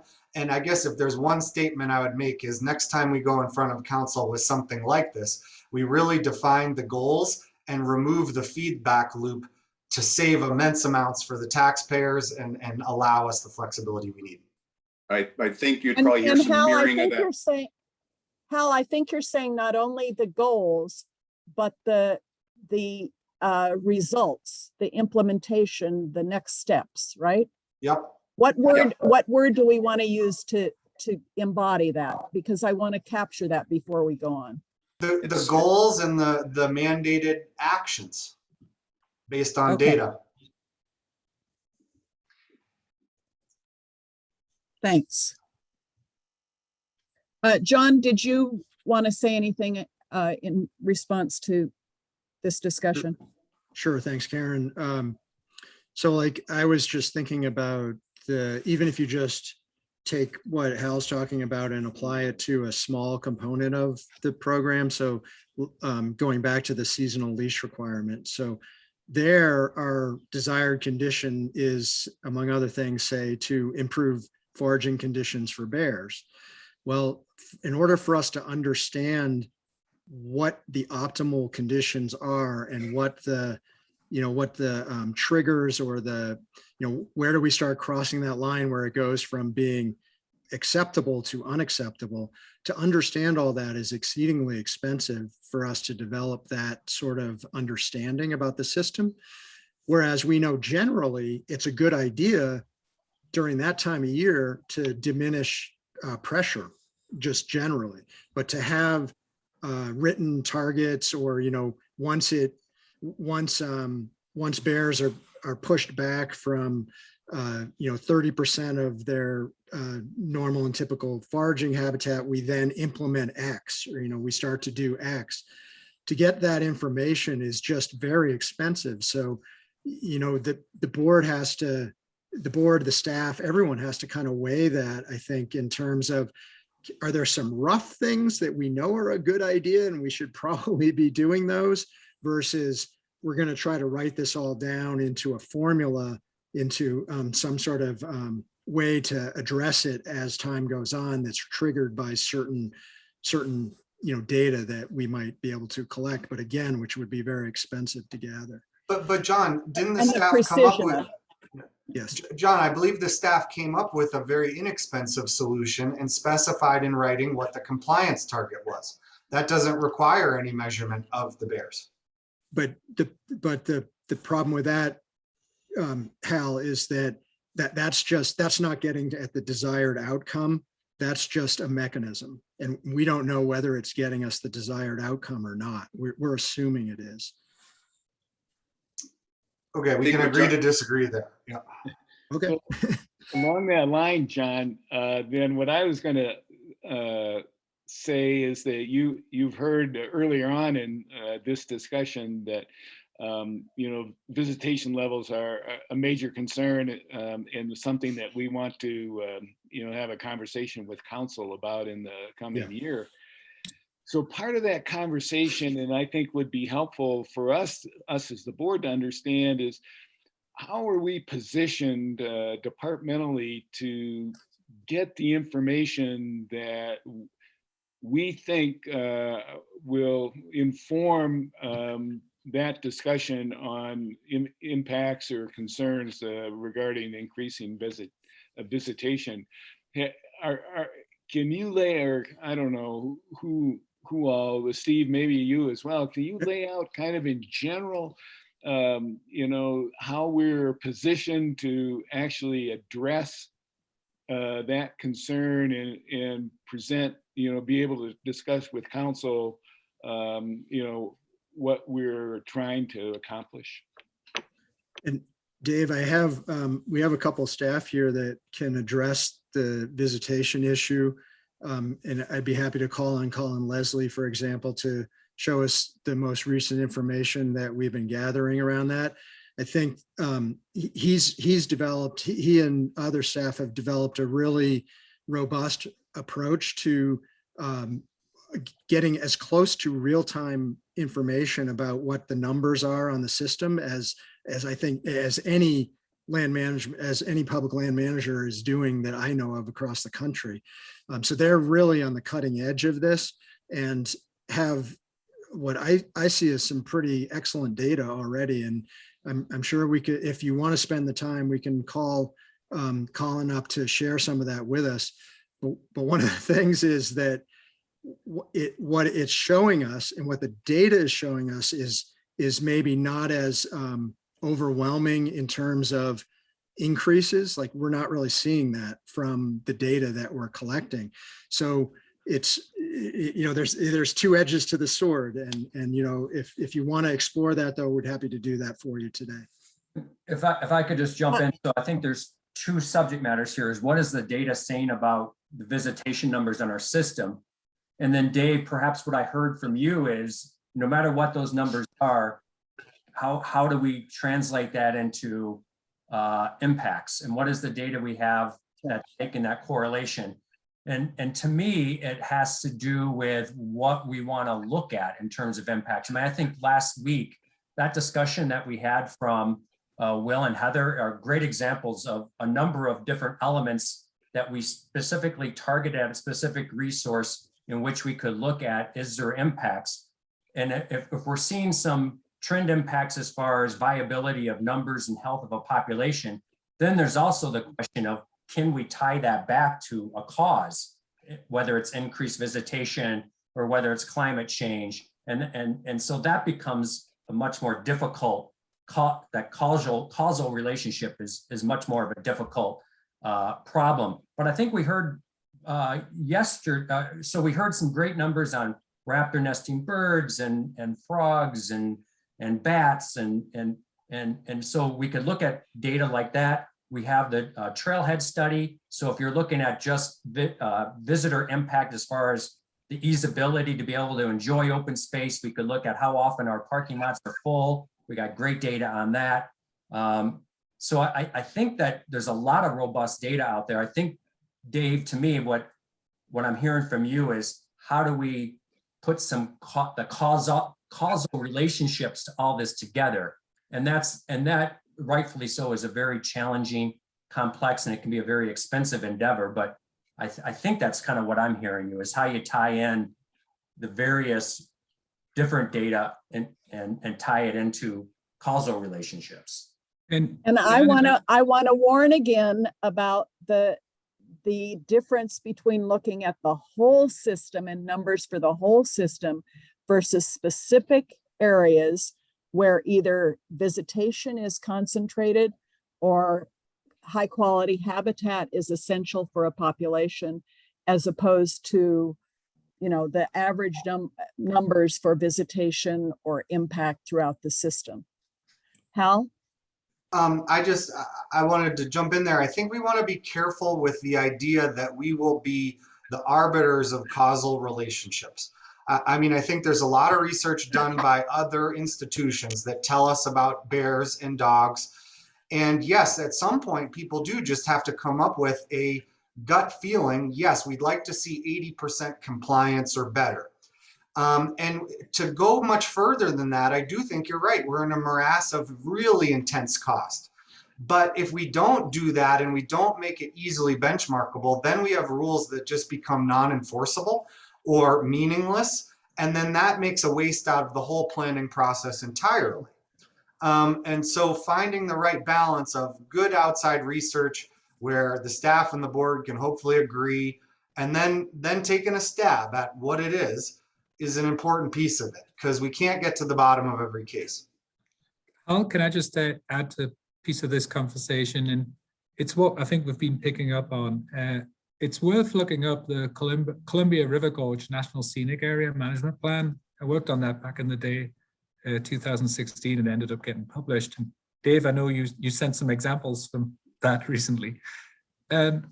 During that discussion, one thing I do want to point out, which is a shift in the approach to planning on natural areas, parks, open space, was a recognition that we were perceiving a more static environment in previous planning approaches, you know, even 15 years ago. And that static environment led to us providing sort of almost proclamations and plans that said, here's the objectives, here's the implementation, and this will fix it. We're recognizing that we've got a more dynamic environment now we're dealing with for all, you know, climate invasive species, increase in visitation. So static plans that have very sort of very prescriptive guidance can get out of date very quickly. So for instance, part of the visitor recreation planning we'll be doing is saying, yeah, how do we think about parameters? And if you look at the Columbia River Gorge plan, part of it, to get to your point, Karen, was to say we need to look at the system as a whole, because if we work on an individual site, let's give trailheads as an example. If we adjust one trailhead to 200 spaces from 100, how does that affect the system as a whole? So it's that balance between, for example, with trailheads across the Columbia River Gorge, you could have 25, 50, 200 spaces. For parking, there was a distance like within 3 miles of each other. And once we set those parameters across the whole system, we could get then a balance on sort of visitor use, visitor capacity. I won't go into the details of it, but then in those specific sites, having that system-wide sense of it, we could then get more sort of scalpel-like on how to manage things that were cropping up that were specific to place. And like I said, I think as we go to council with any approval, for instance, for visitor use, it's going to require that we have those parameters built in for adaptive management to give us the freedom to take action, but also to make sure we don't have unintended consequences. And I think that is a big shift in the approach to planning that we're all aware of, and hopefully we can do a good job of it. Yeah, Michelle and Caroline, we haven't heard anything from you, so go for it, Michelle. Thank you. There's a lot of great thoughts here, and I'll try to address some of what I was experiencing during this conversation. I think that you know, the staff's approach to you know, this iterative model and implementing changes and seeing what the repercussions are. I think that's wise, and I know where you're coming from, Hal's. Like, if we know what our goals are, you know, there's not a decision really to be made, especially if that's been communicated outwardly to council and all of that. Somewhere in between is where I kind of land on it, because I think that we are kind of assuming we know the answers. And we, you know, and we're collecting data here, but we're assuming we know the answers. And I think some of the benchmarks are, let's do the math, 16 years old. And, you know, and revisiting those benchmarks and understanding whether those are still valid because of all of the environmental changes. Maybe they've changed in one direction or the other. And sort of, and targeting that and understanding those relationships, I think is important. And also important is the stakeholder part of it, to shove things down and say, no, we agreed to this and this is what we're doing. I don't think that's really in the full interest of transparency. There's been a lot of public process around all of these issues, particularly around voice and sight, and to say, well, we are going to make this change because we saw that this impact. I think that sounds really good on paper in terms of adaptive, but there is a system-wide impact, because if you start to change one particular area, then there's going to be impacts to the rest of the system. It's going to potentially cause overflow into other parts of the system. So while I understand, like, let's target that, but there will be other impacts. But also, I mean, I think with the whole, just with the whole system, it's complicated to be compliant. You could go on a particular trail and there could be, and I don't know if I'm exaggerating, but there could be 5 different sets of rules. And you start out this particular trailhead, it's this rule, then you go here, then it changes to this thing, and then it changes again. And it's complicated. And I know that, or I think that the reason why we got to this point was because we were making localized changes here and there without looking at things holistically. And I think if things, and I don't know if you would all agree with this, but a lot of our rules are pretty complicated, and perhaps we can simplify things, and maybe that simplification process makes things stricter in in one set of areas, but looser in other areas. So system-wide, we have achieved our goals in terms of our master plan goals. Can I do a quick colloquy on that? Forgive me, just really fast. The last time I saw this, Michelle, where we did this, you and I agreed it was related to Flagstaff and the parking, and the climbing community asked us for a periodic review to go back and look. I compare it to that because if we made statements about what we thought was going to be the goal and then moved the goalposts for the climbing community after outwardly communicating it, that would create a whole host of problems. So I wouldn't want to move the goalposts. As an investment advisor in my work, the easiest way to make your performance in an investment portfolio look better is to change the benchmark. And so I want to be careful with that. Once we've put the goalposts in the ground, we owe it to the community to at least have, if we're going to move the goalpost, have some pomp and circumstance about why the goalpost is moved. Yeah, and I guess I'm not suggesting changing the goalpost, just understanding that goalpost hasn't been revisited, correct me if I'm wrong, in 16 years. And so like that whole benchmark could have, and the world has changed like so much in the last year, or year and a half, but certainly in the last 16 years. And so just understanding that those things kind of work together. I mean, we're putting stakes into the ground and saying, this is it. I think this is what we're saying, but there are all other kinds of impacts to the whole system. And just recognizing that this is, we don't want to cherry pick facts, data. We also don't want to cherry pick certain other parts of things to drive at a certain decision, particularly without the relevant stakeholders being involved. I understand and agree with your statements, Michelle, about the complexity of trail rules and the lack of consistency on some trails, despite our efforts in planning processes to try to make rules on any given trail consistent. In practice, that really hasn't come to fruition.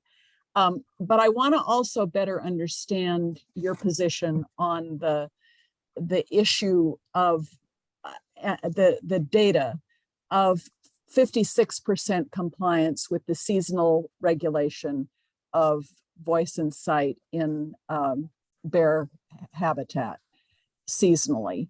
Are you saying that, what are you saying about what the department should do regarding that 56% compliance rate? Yeah, I mean, I don't like that rate either. We talked at the last board meeting about the adaptive management step to have better signage. I I wonder if it goes far enough as well. I mean, those are beautiful signs, but they're not really highly alertive because they blend in so well with the environment. So I provided a little bit of input last time, but I think really the step of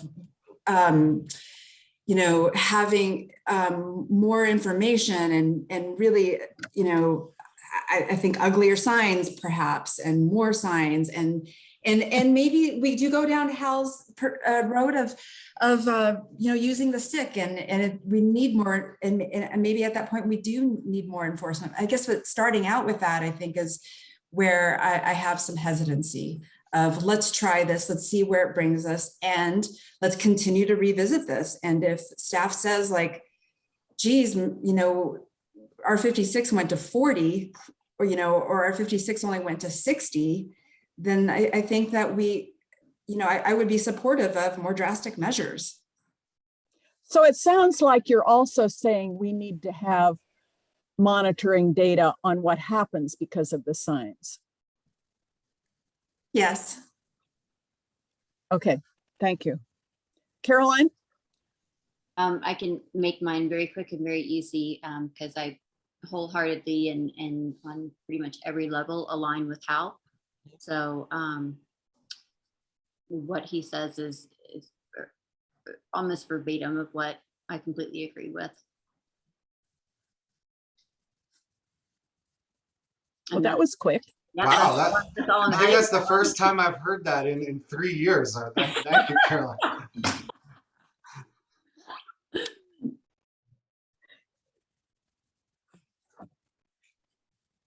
Okay, we have 20 more minutes for this segment, and I've been noting ideas that I think there may be consensus on, and I would like to do sort of a summary review of those when we get to that point. But I'm wondering if there are any other points that have not yet been made about the department's use of adaptive management. And Hal has an idea. Yeah, I really appreciate you providing all the reading material you did and staff's presentation. The really core thing I take away from all this is that adaptive management fundamentally should be an environmental process and not a political process. The politics happens up front when we decide where the goalposts go on the ground and what those goals mean and are to the community. After that, it should strictly be an environmental process and need not have additional stakeholder review, because fundamentally we've decided early in the process there's an environmental good that needs protection. And for me, that's the final essence of it, and I just think it's important we keep that in mind. I love your optimism, Hal. That the politics can be dealt with up front, and then it can be really executed cleanly based on what is decided there. I think that oftentimes things are kicked down the road. The can is kicked down the road politically, and so that's what leaves us in these situations, good or bad. I'm not saying that that's the way it should be. It just is kind of where we end up, unfortunately. But I agree with you totally. So there, you heard it twice in 3 years.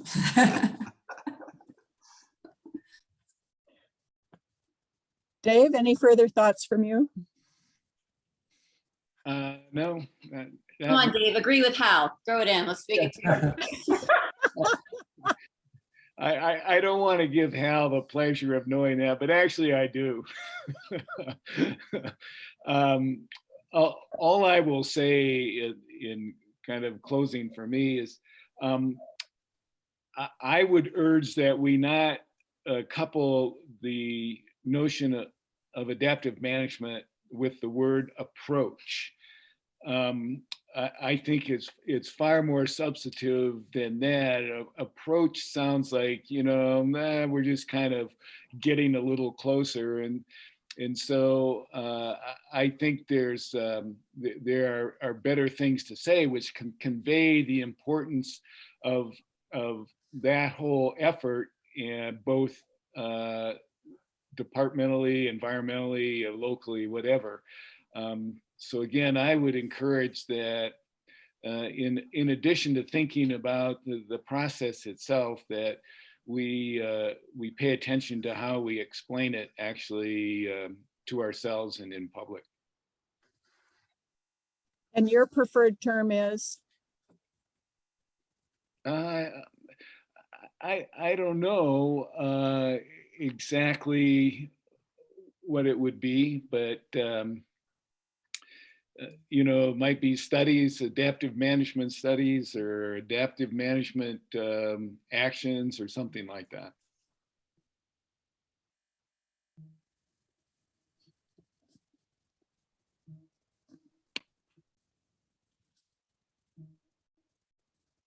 Okay, anybody else?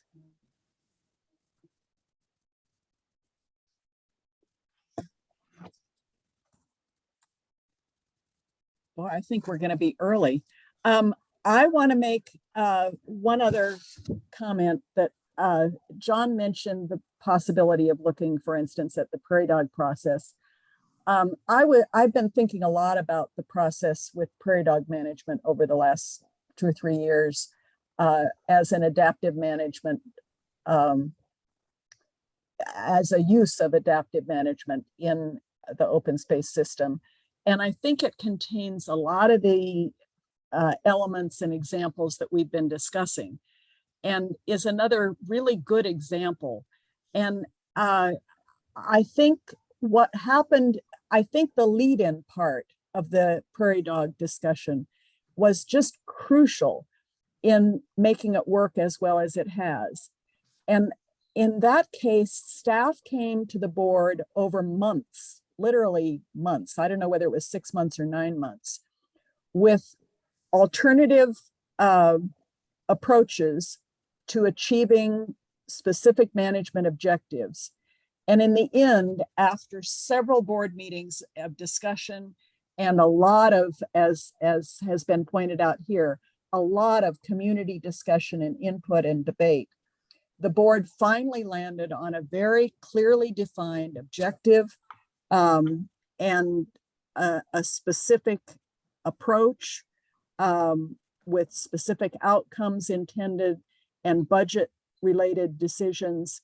And so by the time the issue of how are we going to manage prairie dogs in the northern part of the system was taken to council, it was a very clearly defined set of recommendations. And I think that front end loading of that specific issue was key to enabling staff to implement that over the last year or two in a much less charged way than it would have been otherwise. And I think staff has also been very open in listening to the community as that implementation went on and asking the community for their input in a very open, welcoming kind of way so that staff can keep informed about the community's views and integrate those ideas as they implement the plan that was recommended by the board and approved by council. And I think all those elements have led to the prairie dog work that's being done as a very good learning process that has served both the open space department and the system itself and the public very well over the last few years. And it's my hope that we can do that kind of work with adaptive management in a lot of other places in the system, as staff's examples have shown us, and as we work together in implementing this as we move forward. Dan, I think you wanted to say something. Yeah, Karen, I just a couple of things. So, and that last part of the prairie dog management was on the heels of 3 years of the prairie working group. So it actually was probably almost close to a 5-year effort. And just to recall for those board members that weren't here, when the idea to come up with this additional look at prairie dog managements in the northern field, there was some expectation or some hope by board that that could be like a 2 or 3 month process. And we got a lot of I wouldn't call it pushback, but we got a lot of questioning from board about why we would need something so extensive. We know what the data is, just develop the plan. And we were able to show the board that we feel like this needs to be a little bit more of a robust, expedited process. It ended up being 15 months, but I think we would all reflect back and that every month of those 15 months, as opposed to 2 or 3, was so worth it in terms of getting the clear guidance we needed, working with the stakeholders and the community and doing that. And so what I guess what I'm pointing out to is you look at that 5 years of effort on one area of our thing and the capacity it took, the community, the board, the council, and the staff.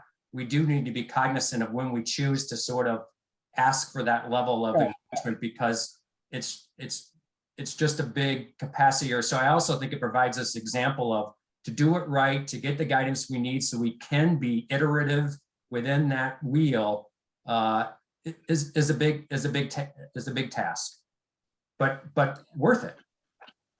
Right.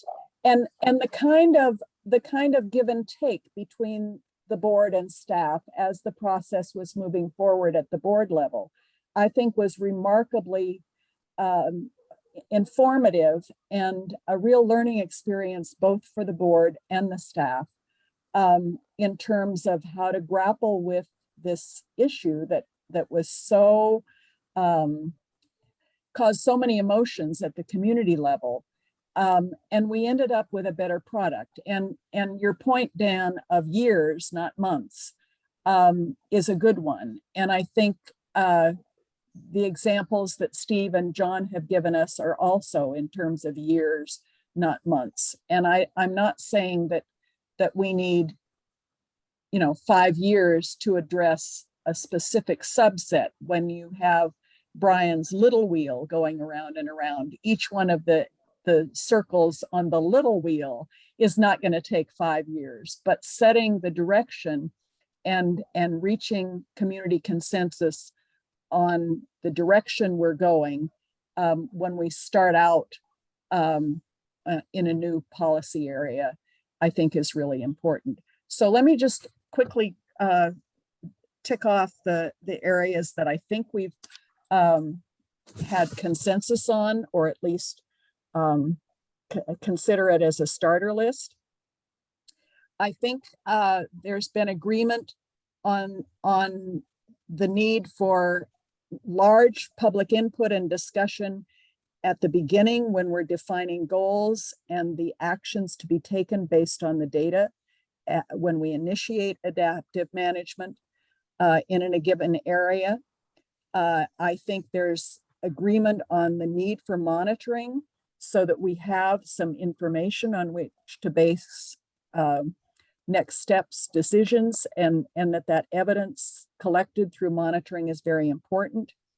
I think there's been some good suggestions about how to use fees to create the financial ability to do some of the monitoring. And I think there's been agreement on the fact that there are some cases in which specific areas or times of the year, as opposed to a system-wide approach, could be beneficial to address specific issues or problems on the system. I think there's been agreement on the importance of implementing results in a timely way rather than not doing that. And I think those are the main ideas that I, through my notes, have gleaned from the discussion. Have I missed any important points that people feel came out of this discussion?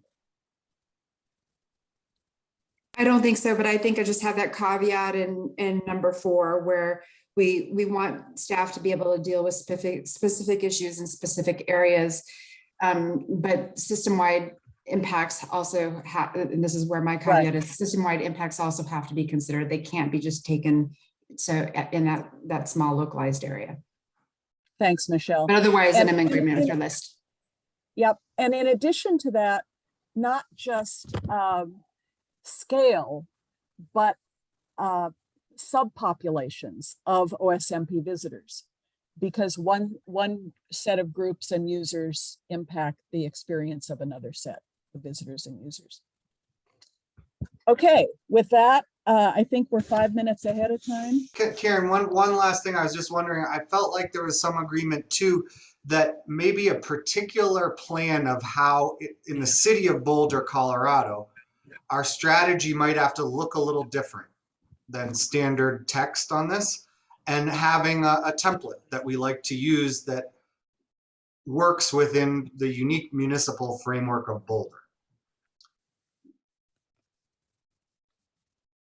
Okay.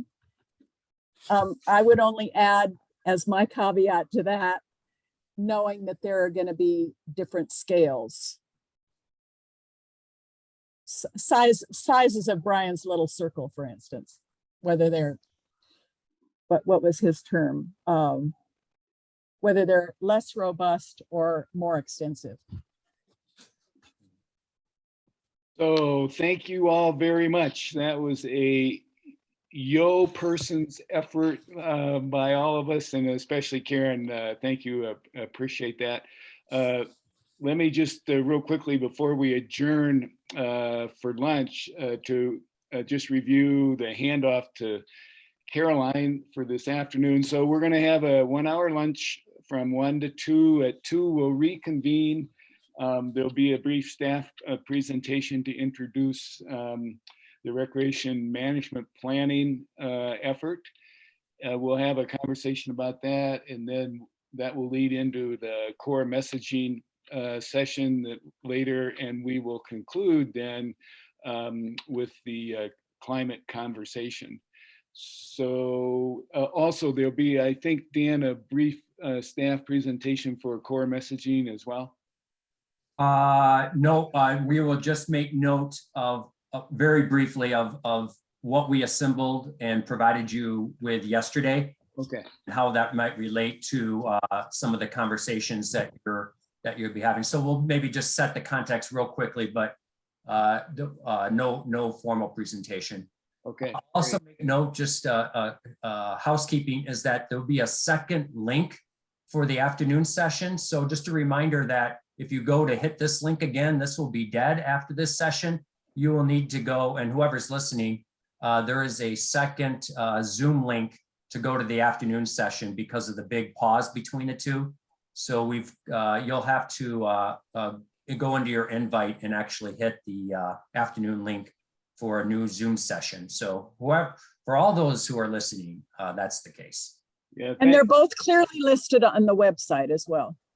Yes. Thank you for that. So we will conclude our robust conversation this morning. Be sure and have a good lunch and get out in the sun, because we don't want any decline of physical stature for the afternoon conversation. So with that, we will see everyone at 2 o'clock.